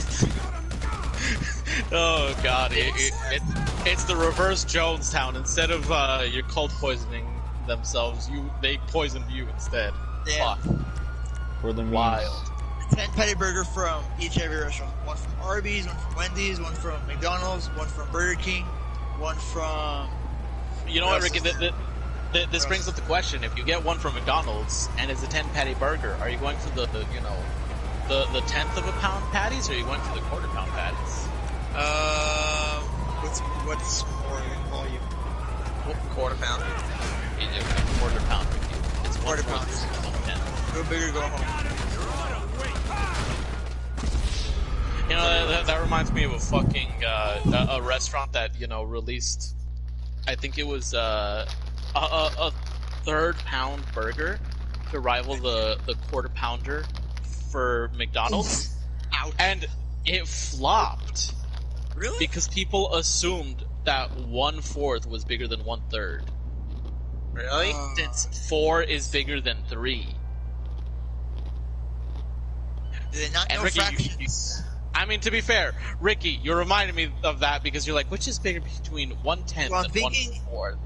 I'm thinking like in a 10 patty version, like what's gonna take up more as far as volume goes, because It's I think when absolutely it's could be in the quarter multiples, if it's in multiples, it's gonna be like different. I don't know what McDonald's would have.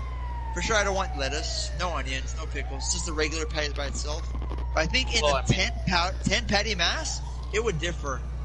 Well, it's like it's one singular quarter or third patty. Okay, sure. But if they're making 10 of them, it might not be as accurate.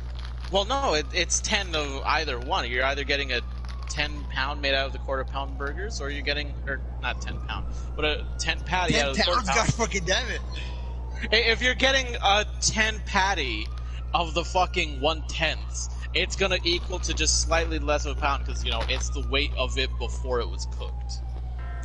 But it's essentially just a pound of meat right there in front of you. Either way. It's like having 2 double quarter pounders.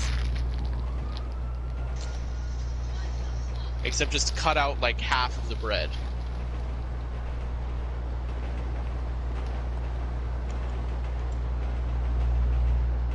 I feel like Wendy's also be a big competitor because their square patties stack up pretty high.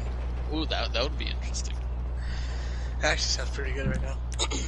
I ordered Wendy's earlier and I was very fucking angry. Because I ordered Baconator fries and I did not get fucking Baconator fries. Did you get regular fries? Well, that's the thing. I ordered the Baconator fries on the side. Because So I was ordering through fucking Postmates, and I don't have a thing where I can add in the special instructions of, upgrade my shit, fam. No, they're like, yeah, you're gonna have to order that as a separate thing. So I ordered it as a separate thing, and they did not include it in the order. That sucks. They gave you regular fries instead? That's the thing. They only gave me one set of fries. Like, technically, I should have gotten 2 sets of fries. One regular, and then the Baconator. Actually, now that I think about it, I need to double check that they didn't fucking shortchange me, because I'm pretty sure I asked for medium. Fuck you, Postmates, bastards. Specifically with Wendy's, with all the rest. You go get it myself to drive through. I avoid all delivery stuff. Well, Ricky, I've tried going through the drive-through in my dos patas, and they said no. Especially at the bank. Get a fucking scooter. What am I gonna get? A fucking mobility scooter that doesn't fuck off? No, a Razor scooter. I'll be like the fucking. What is it? The 1990s? No, they tell you to hit them in the shin with it. Through the fucking speaker? No, out the window. Be like, okay, let me pull up real quick. And like, sir, you can't be in a scooter. Well, fuck you then. Throw those scooters through the window, hit them in the shin. Goddamn. Or you get the fucking, get a trike. The ones like at Walmart, they can do 360 skid and have a trike. Technically, it's a human. Get the big wheels. The fucking the homeless people in the area. Get a radio go flyer through. wagon. Those fuckers will go through, or they'll try to go through the drive-through with bikes. They won't let them, and so they'll try to ask the people in the cars like, "Hey, can you buy me something? I'll give you the money." Get a radio flyer wagon. You know what? I'm gonna get one of those, Ricky. You remember those fucking little tight cars that we had? The ones where you do it like the flint. Yeah, I'm gonna get that. Be like, I mean, technically, I've got 4 wheels, and this is a car. I saw it was on Facebook. It was a video. A dad with his daughter, and the daughter drove, and a little pink Jeep, of course, through the drive-through, and she ordered and bought the dad food, and they went to the drive-through in the little tykes, pink Jeep, which was fucking adorable. Honestly, dude, you should go Power Wheels. If you can afford the Power Wheels, get the Power Wheels. You know what? I'm just gonna go buy a fucking tank. I'll pull an FPS Russia, order McDonald's and that. Dude, I love FPS Russia. I heard he got arrested. Not surprised. Well, yes. There's a big story on that. But I heard he killed his manager or something. No. Well, he didn't kill the manager. But one of the people in FPS Russia did get killed, and that was the manager.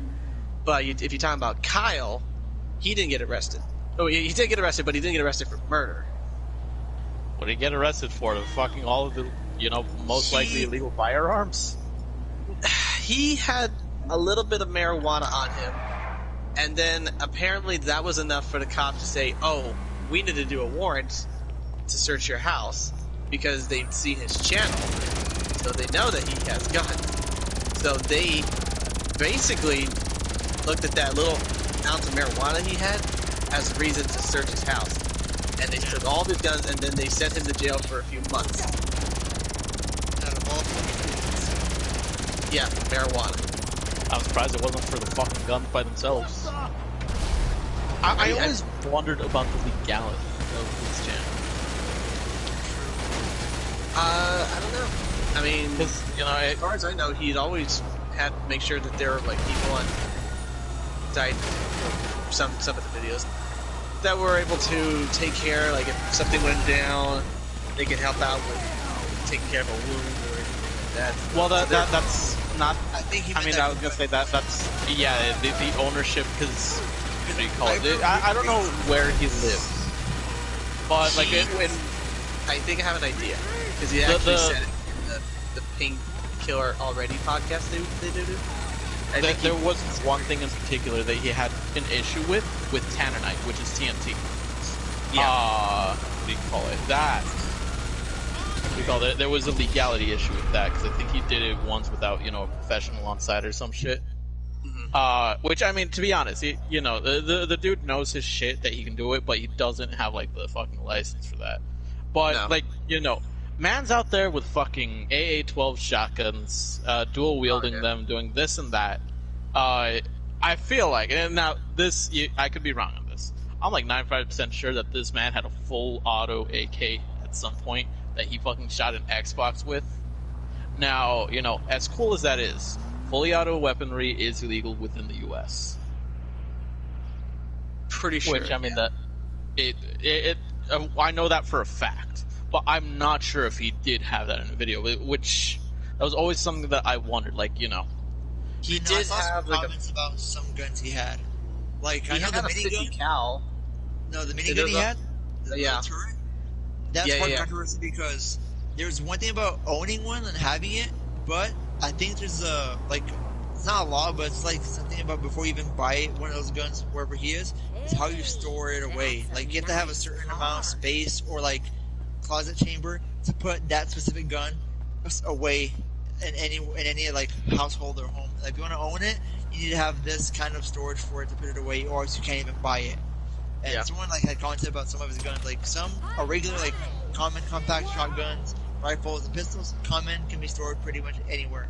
Bigger guns like fucking his turrets and assault guns and his damn minigun had to be stored a certain way in a certain part of his house, property-wise, that would be inaccessible to only anyone else but him, or else you couldn't even own it. Or if you're caught having that gun and not having the proper place to have it, you can be cited for it or fined, or it have been taken away. Like, oh, I can buy it, I can afford it, but you don't put it away properly, you're fucked. Yeah, congrats, we're no longer allowed to own it.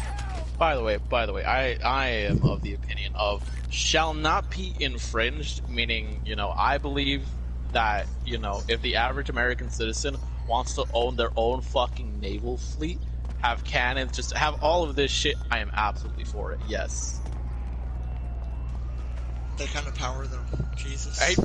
Exactly. I believe that power should be, you know, within any citizen's hands, potentially. Accessible to the public. Well, that's how you keep the government in check. Like, do I have a limit on what an average citizen should be able to own? Hell no. A citizen develops their own nuke? Down. Like, I am unironic about that. Fucking, you know, I believe in that. Is that legal currently? No. Should it be? Absolutely. Vote for me for president and you can own your own fucking militia. I will bring what we need to the U.S. Tanks and everyone gets drunk and shoots their damn tanks. Hell yeah, man. Also, hang on, actually, speaking of YouTubers getting fucking their weapons seized and shit, Jake Paul actually got raided by the FBI. Oh yeah, I actually saw that. Yeah, I heard about also, this. hi, Adam. And one of the most notable things is, so, you know, FBI, you know, they're like, it's a sealed warrant, we can't talk about anything or what we're investigating, but, ABC7 was, like, above in their news chopper, and they saw, basically federal officials walking out with fucking, like, long guns and rifles that were confiscated, as well as, you know, the guns by the jacuzzi and shit. Damn, so he had fucking guns all over the property. And then they were also, a known associate, or someone who he had been talking to recently, had been investigated as well, who might have had a connection to the Scottsdale, looting thing. By the way, Adam, listen, it's, you know, they already contacted me. It's just, congrats. Now, we're adding guns into the mix. But, you know, you can make money as a hired gun. And you get a gun! And if you don't like your employer, congrats, you've got a gun! This is the American dream I fight for.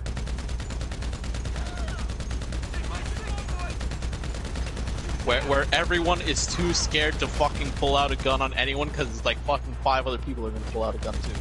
Texas. Fucking Texas, hell yeah, Texas, man.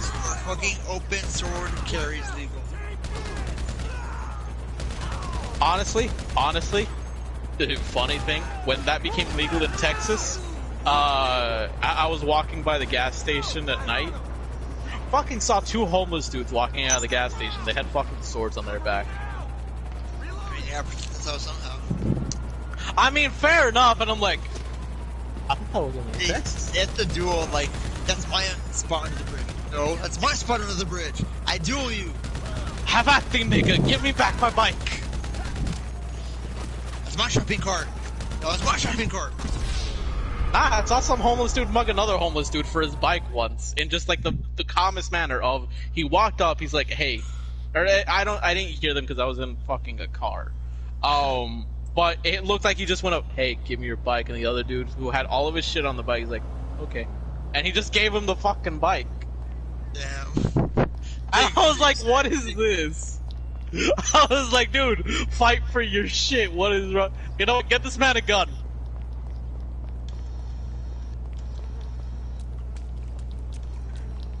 Sure, Adam, you can get a fucking invite. Well, that concludes our podcast. Oh, what, 3 hours in? Yeah, I like how we're fucking inviting Adam. We're at the fucking end of the podcast. 3 hours in. I'm about to call it. I have work in the morning. It's almost 4 a.m. over here. Ah, fuck, I dropped my phone. Yeah, that's fine. That's understandable. Oh, before we go, want to promote something real quick. Oh, yeah, I know what you want to promote. I'll put a link to it, but go ahead. If you go to my YouTube channel right now, DCP Music. Hit him with the have that thing, nigga. Give me back my bike. Jesus.